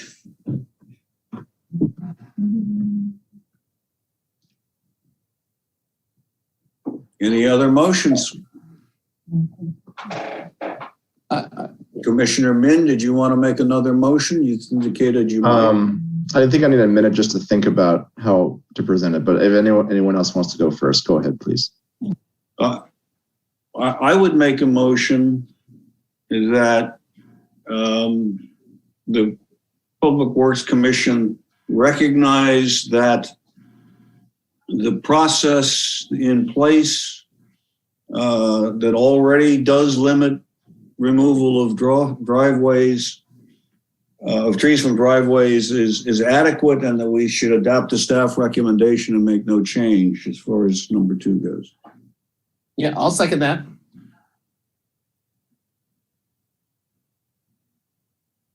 Any discussion? Commissioner Min, your hand is still up. Just for clarification, maybe from staff, the recommendation is essentially not, I guess, what exactly was the recommendation from Rob? Just so that we're clear. So the staff's recommendation would be to maintain the current practice, the way that we currently do it now, with Albert reviewing plans and going out and looking at trees, not having a specific policy adopted by the council to govern these issues. Essentially, my motion was intended to say what we're doing now in this regard appears to be working, and we should continue to do it. That was the intent of what I was saying. And I believe that was seconded by... Yeah, I seconded. Yeah, Garcia, Commissioner Garcia. So that, I think we're clear now. I think Commissioner Glass has his hand up, and so does Bajaj. And Commissioner Min. Oh, I'm sorry, Commissioner Bajaj? You gotta. So just to kind of go back to the question I asked earlier. So right now, as I understand it, there is no policy which city staff has. There's no sort of guideline or criteria at this point. So I am. And when I asked for clarification, it sounds like what is being intended is to create some sort of policy or guideline. But my hopes is if in doing so, it would be developed with the staff to just kind of memorialize the process which they're doing now, but not necessarily changing. I guess my desire would be to support the creation of a policy with staff, not necessarily reinventing the wheel, however, just memorializing it or formalizing the process. If that makes sense. And this is specific to item number 2 on the motions of support that you saw previously, correct? Correct. This was only number 2 about driveway, about trees and driveways. Yes. And the intent of my motion was that it was clear enough in staff procedures that in a sense was already memorialized because of what they're doing, and it's working. And it's not necessary to go through all the efforts of formal codification in the municipal code. I mean, that was the intent of my motion. And if you disagree, then I guess one votes against Commissioner Glass. Chair, I disagree.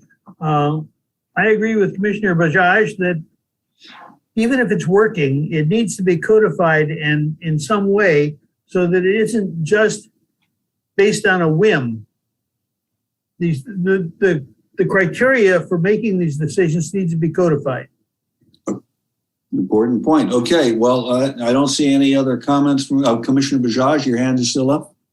Oh no, that was not intentional. But now that I have an opportunity, because my intention is to, to provide staff the opportunity to help shape this policy, which still provides them in the most unusual circumstances that, the policy would defer to staff's best professional judgment. Okay. All right. So I guess my question is this: should we call a vote on this, and then those who don't like that idea should vote against it and then take a new motion, or do we ask for a substitute motion if anybody wants to make it? My Robert's Rules of Order are a little bit rusty. I guess, do we call the question on this one and determine where we are? I'm asking for you to consider an amendment to your motion. Changing the verbiage a little bit. Well, Okay, let me try this, Chair Simpson. So Commissioner Glass, you're saying even though Commissioner Simpson says to keep the process the same, you want it incorporated into the code that we're in an effort to do this comprehensive tree ordinance. Is that what you're saying? More or less. I'm just saying, right now, the process is not written down anywhere. It just needs to be, it could be somewhat vague, but it needs to be written down what the process is, what the steps are. okay, that's an entirely different approach than my motion envisions. So what I would recommend is that we take a vote on my motion. And if it's starting to be the case that nobody agrees anymore, then vote against it and we would move on to a different motion. Okay. So that being the case, where are we, Gene? Can you call the roll? So we've already had a motion and a second in regards to your motion, right, Chair? So we have, okay, gotcha. So I'll run a roll call vote. I'm sorry, we're on a roll call vote on my motion, right? Yes. Yes, on yours. Yes, right. Yes, because there's already. I mean, if the commissioner who seconded the motion has changed his mind, he could withdraw the second, I suppose. No, he has not. Okay. Okay. So roll call vote will be as follows. Commissioner Garcia, Yes. Commissioner Glass, I'll take the challenge. No. Commissioner Bajaj, No. Vice Chair Min, No. and Chair Simpson. Yes, it fails. Right? It fails, correct? It does, but you still would need to vote for the sake of. Oh, I'm sorry. I vote yes, and it fails on a vote of 3-2. So now it's up to someone else to make a motion? Okay, yeah, let me try this. I'll incorporate Commissioner Glass's point of view that basically the process stay the same, but it gets incorporated into the overall tree ordinance. How's that? I'll second that. Well, it gets written down and incorporated in the ordinance, is what you're saying. Yes. Yeah, I'll Seconded that. I'll second that. I agree with that. Needs to be, I mean, for the sake of discussion now that, there's a second, I think it's important, as Commissioner Glass said, is that it's codified. And the development of the ordinance will allow for those procedures to be developed with the incorporation of staff's comments and their procedures of how they do things. So I think that's an important point and distinction over the previous motion. Any comments? All right, let's have the roll call vote, please, Gene. Sure. Commissioner Garcia, Yes. Commissioner Glass, Yes. Commissioner Bajaj, Yes.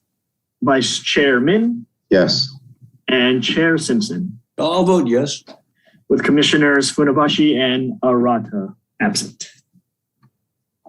So we've dealt with the first two of the issues that were raised in the presentation to us tonight by Mr. Osborne. So are there further motions? Yeah, I'd like to make a motion on the third item that this be under the jurisdiction of the Community Development Department and not a public works issue.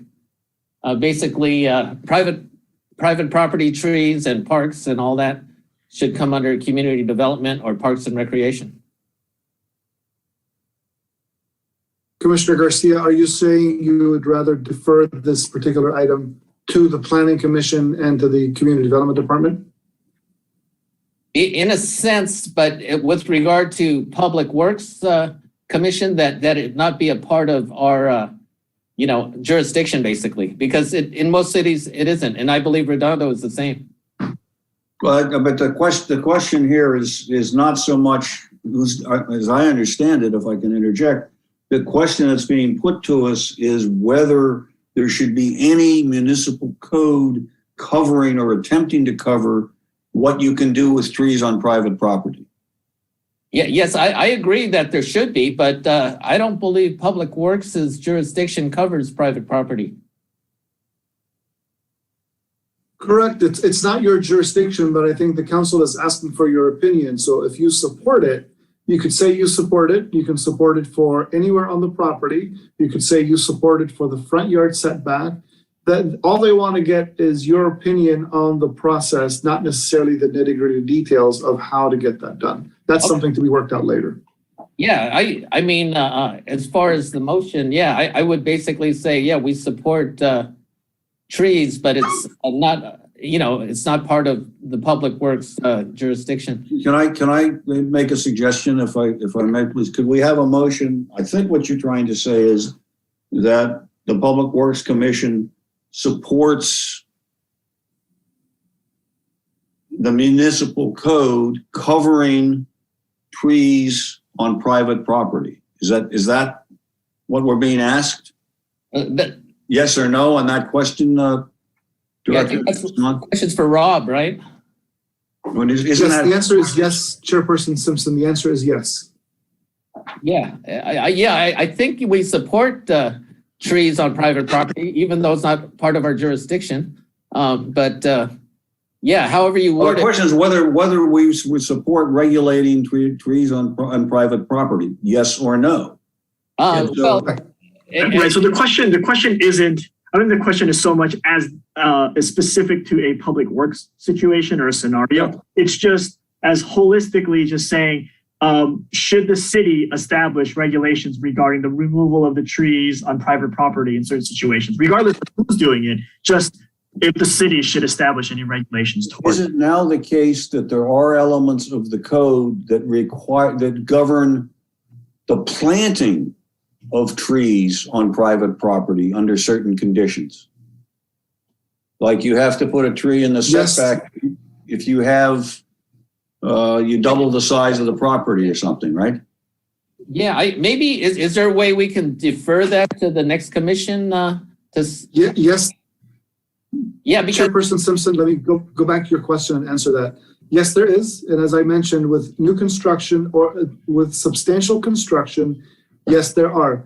There are no regulations now or limitations on the removal of private property trees. So and I think that's where this is going as well, is do you want to weigh in an opinion? Do you want a code, a city tree ordinance that may codify limitations on property owners on removal of trees on private property? Okay, so right now, all right.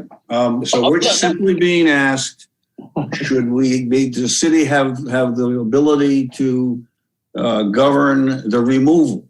They already have influence on requiring the planting. Well, let me withdraw my motion. So, it sounds to me like somebody else could word it better. Because my whole experience in public works is that we don't deal with trees on private property. Well, let me attempt a motion unless someone else wants to do it. Commissioner Glass.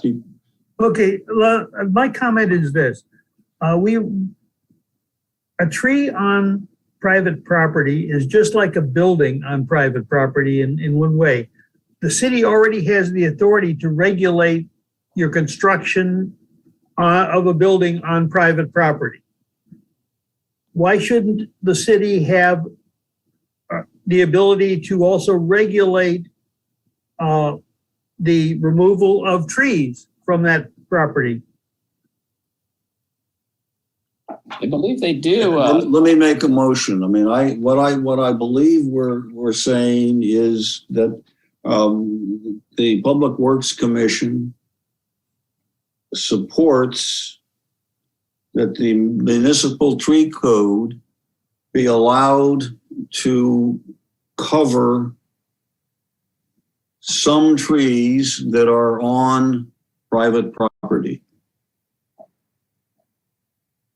I think you're getting into a dangerous area there. You're kind of overlapping community development and public works authority. No, it has nothing to do with the Public Works Committee. We're just recommending that the municipal code allow the city to cover the removal of trees on private property.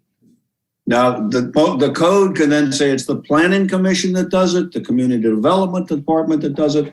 It goes a step farther than right now. Under certain circumstances, you must plant a tree. What this is now saying is under certain circumstances, the law would specify that you can't remove a tree. And Chairperson Simpson, I just want to further clarify and support what you just said. This commission's direction tonight and or your opinions are an opinion for the development of a municipal code or tree ordinance. It is not to say that you would regulate that in the future should that ordinance come forward. I believe that anything that has to do with a private property will go back through community development and the planning commission. All you're providing is your opinion on the potential of that ordinance being incorporating this element or not. Exactly, and that's what I think my motion did. And I would say I was trying to just think through this motion, and I felt that because we already have a situation that under certain circumstances requires the planting of a tree, then it makes perfect sense to extend that and have municipal regulations covering the removal of a tree. And I mean, you might get into a situation where if it was one that was required to be planted, then that certainly would be the one that you had jurisdiction over removing. But my motion is that the code be developed to cover removal of certain trees on private property. And I would ask for a second for that. I'll second that. Comments? That's just in general. No, like Ted said, that no particular commission would be. It's just an opinion and supporting. It's just telling the city commission, the city council that hey, you guys need a law that covers protecting the removal of trees on private property. Kind of like we want world peace, and somebody should do something about it. Okay, okay, I'll support that as well. Okay, let's go for the vote then, Gene, please. Sure. Commissioner Garcia, Yes. Commissioner Glass, Aye. Commissioner Bajaj, You're muted. you are on mute. Bajaj. You're muted, Commissioner Bizarre. Yes. Vice Chairman Yes. and Chair Simpson, Well, I made the motion, so I'll say yes. with Commissioners Funabashi and Arata absent.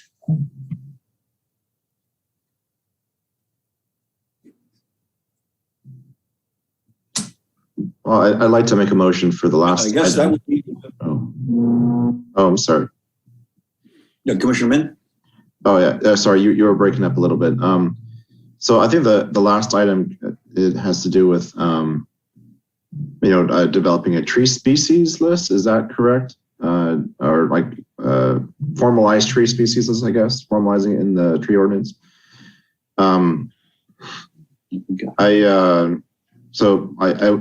I think this is an easy one for me. I mean, like I mentioned earlier, I do think we need to have a more diverse tree species list that's approved for the city, and they should be reviewed by Public Works, especially if it's going to be trees in the public right of way. We don't want tree roots uplifting sidewalk and destroying, infrastructure, right? So I also don't particularly like palm trees. They make a giant mess and they're a maintenance hazard, right? As things fall on. I'm sure Ted's sending guys out picking up palm fronds every time it has a windstorm. So I guess my motion would be to support reviewing and revising and expanding a tree species, acceptable tree species list for use on public and private right of way.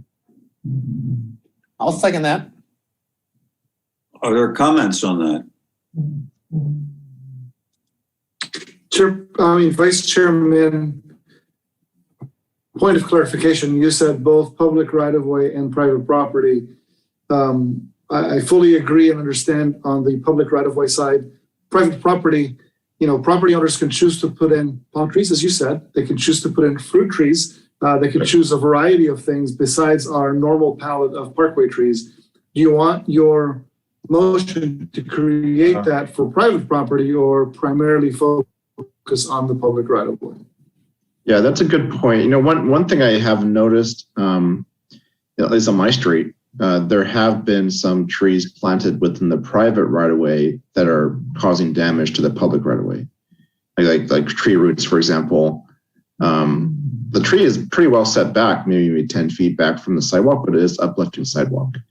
And I've seen public works crews come out and fix that sidewalk and trim the roots, to deal with the tripping hazards and things. So I guess the intent is not to restrict,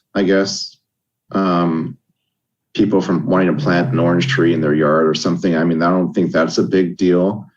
And I would figure that as part of the process for evaluating and reviewing the accepted tree species, it would take that into account, that kind of distinction between the public and private right-of-way. But I don't think we should be planting trees in the private right-of-way that's going to have potential impacts on the public right-of-way. So some way or another. So I'd probably keep my motion the same as it is. And, assume that through the process of evaluating the tree ordinance, tree species list, that would be incorporated in some way, not to necessarily restrict people from planting what they want. Yeah. Yeah, I got a question on that, being the seconder of the motion. I think there should probably be a separate list for private trees versus public trees, because I think public right-of-way trees, they should take into maintenance, so it doesn't affect sewers and sidewalks and that kind of thing. Whereas, if they plant, some kind of ficus in their backyard, I don't think too many people will care until it starts, blocking a sewer or something. But exactly. But there should be, it's separate. The ones for the public right-of-way should take into account, public works maintenance, because that's a big issue in a lot of cities. Okay, so we have a motion that has been made and seconded, and I think we understand it. Do we have any comments on the motion? Okay, I would like to make a comment. I'm going to oppose the motion. I think we have a wonderful tree list right now that recommends excellent trees. And I think that one of the advantages of that list is that it's there, it's available, and it can be readily updated when people want to see it. And when we find out more things, we can add to the list. I'm afraid that going through a process that requires a list be made and all this sorts of ratification and so on will not use the expertise of staff that is there, can be readily adapted. And I would go with the staff recommendation on this, that we don't need to have a formalized list, that what we've got, as I understood, that was your recommendation. What we've got is good, and we should stay with that. Well, that wasn't it that the point in the report, Mr. Osborne? Yeah, staff's position or recommendation is we think we've got a pretty good list now. Again, certainly we don't limit parkway trees to just the 18 that we have on there. If somebody has another idea suggested, sure. Albert will check it out and see if it fits. And if it does, we'll certainly approve it. Yeah, I think this is another case where we seem to have a process that works well. And I'm not sure that we have to tie it all up in bureaucratic restraints. So that's my position and why I'm going to be voting no. And do we have any other comments?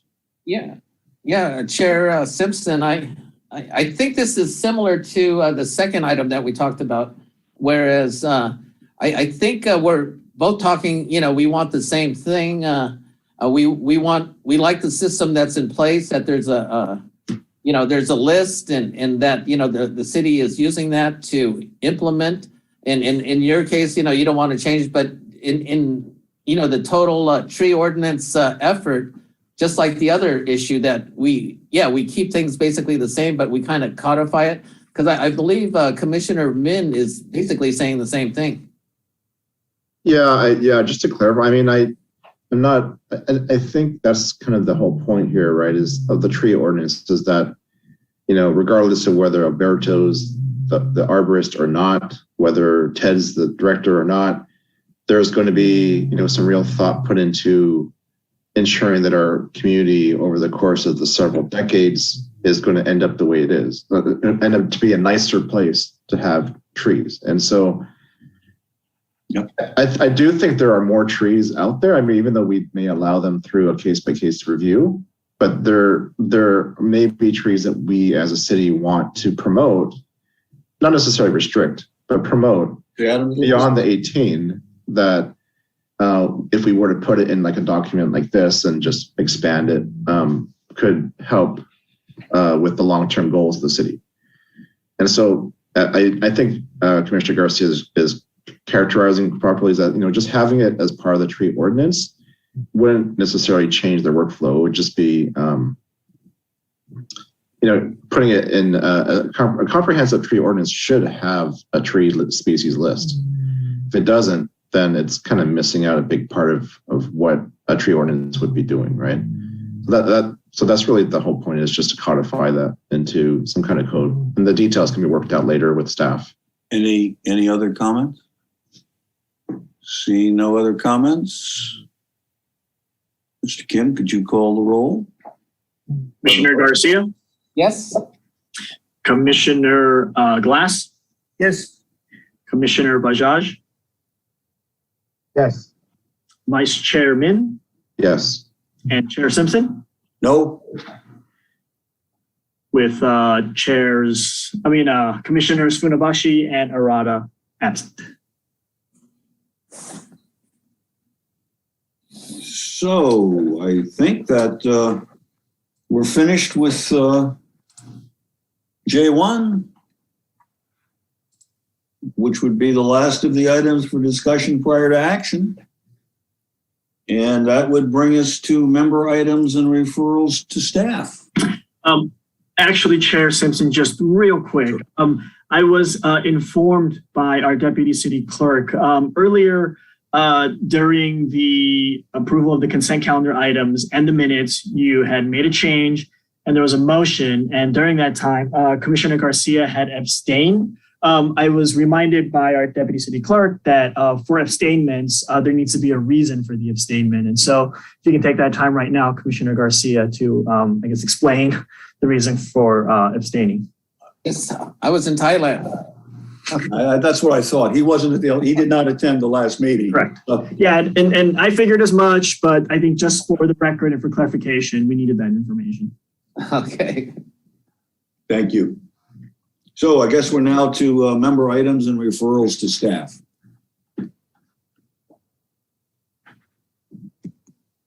Commissioner Glass. What would a meeting be if I didn't have something? We had a little talk tonight about the driveway widths and things like that. I was wondering, in the permitting process, is the width of the driveway, when they look at that, do they take into account the number of parking spaces that the driveway may cause to be lost? And if not, they should. I'm looking for driveway openings to be limited to that necessary for one car to get into the property. And the driveway can get wider on the property, but why should it take up space on the street? Interesting. So Commissioner Glass, maybe I'll answer that briefly. Yes, there are limitations. We do look at parking impact, but on residential properties, there's a maximum, and I believe it's 20 feet. There's also a maximum number of driveway area overall for the entire property. So there's a ratio of the property frontage to the amount of depressed curb for the driveway. And there's a maximum width for the type of driveway, whether that be residential or commercial. So yes, there are limitations. And I can tell you, yes, we look at the impact it will have on parking, because sometimes 1 or 2 feet can make the difference of having 2 parking spaces versus restricting it to 1. So yes, that is a component that's looked at. Thank you. Yeah. To add that, I guess to add a little more, and I apologize. I wasn't sure if I could answer the question during a staff referral time, but to Ted's point, we do during the plan check or the review process, I myself or our team, like we'll make the comment stating that relocation of a driveway, installation of a new driveway could potentially reduce the number of available parking spaces or on-street parking spaces.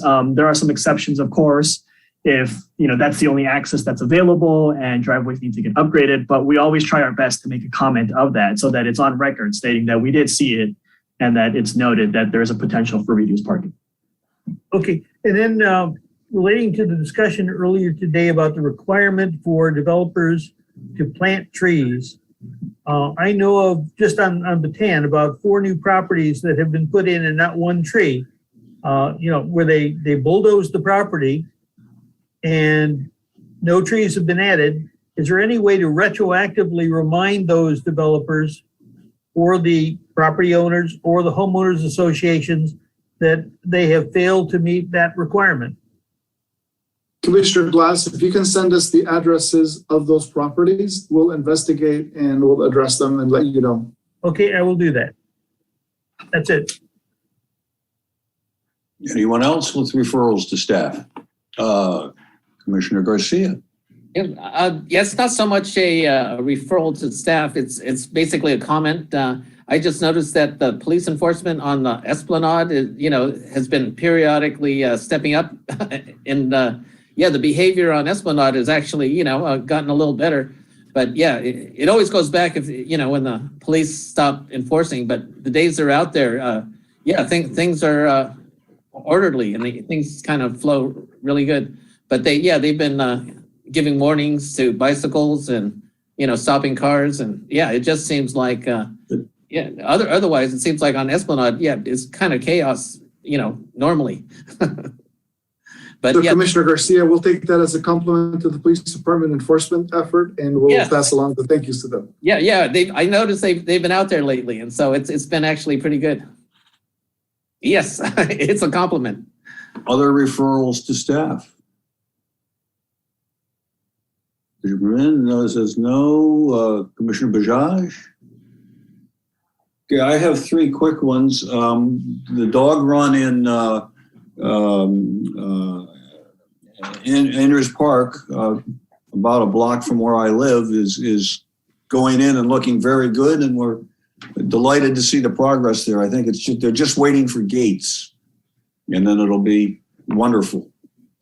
Great addition, and I compliment the Public Works Department that's been involved in it. I think it was an outside contractor for part of it, but it's a great job. Question about the slurry seal on Rockefeller Lane. Rockefeller runs one way from, I guess, Inglewood down as far as Flagler. Most of that got the slurry seal in the new go-around. Now, I'm not sure I can do this because it's a vested interest, but I'll ask it anyway.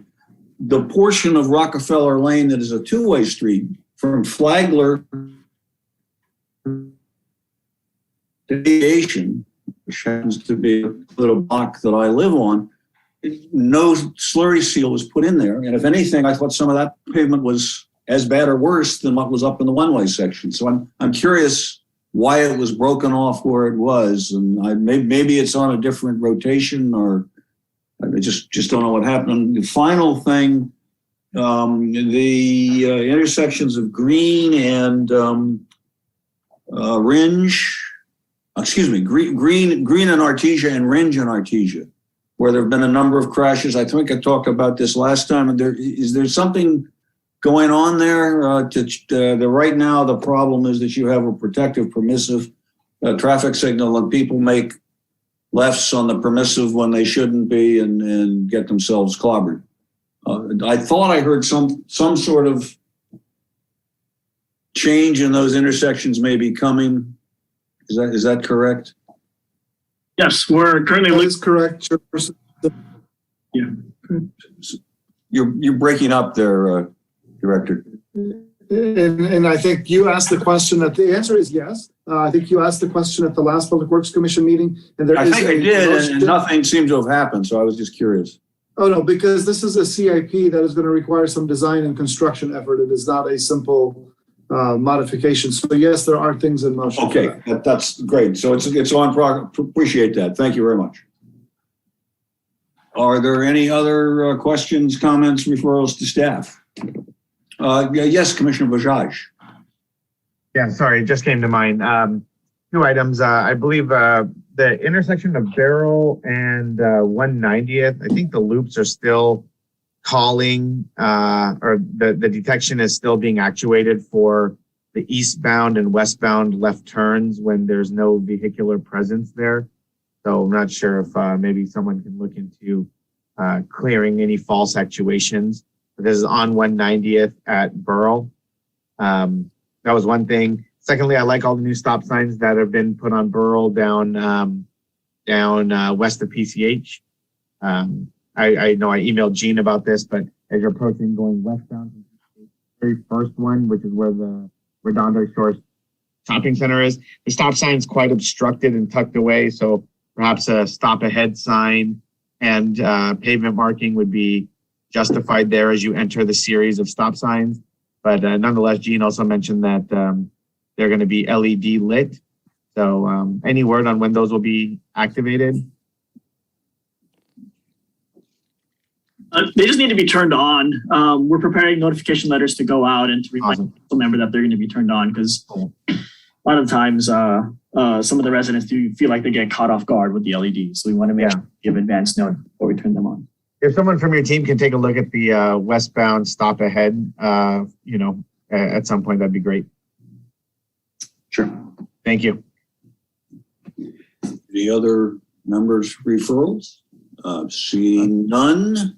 Now, just real quick, wanted to wish everyone a happy holidays, right? I mean, thank you to the Redondo Beach team. You guys have done great work and love living in this city.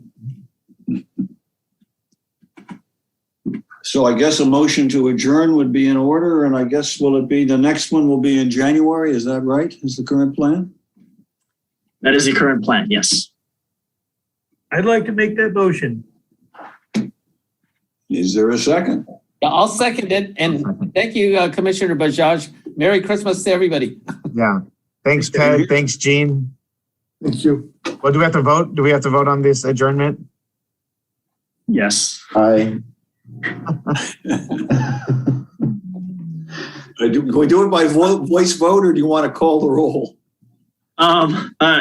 Is it safe to assume that it's unanimous with both Commissioners Funabashi and Arata absent? Yes. I once chaired a meeting where people refused to adjourn. They had no more business on the agenda, but they refused to adjourn. But anyway, so thank you all. Merry Christmas.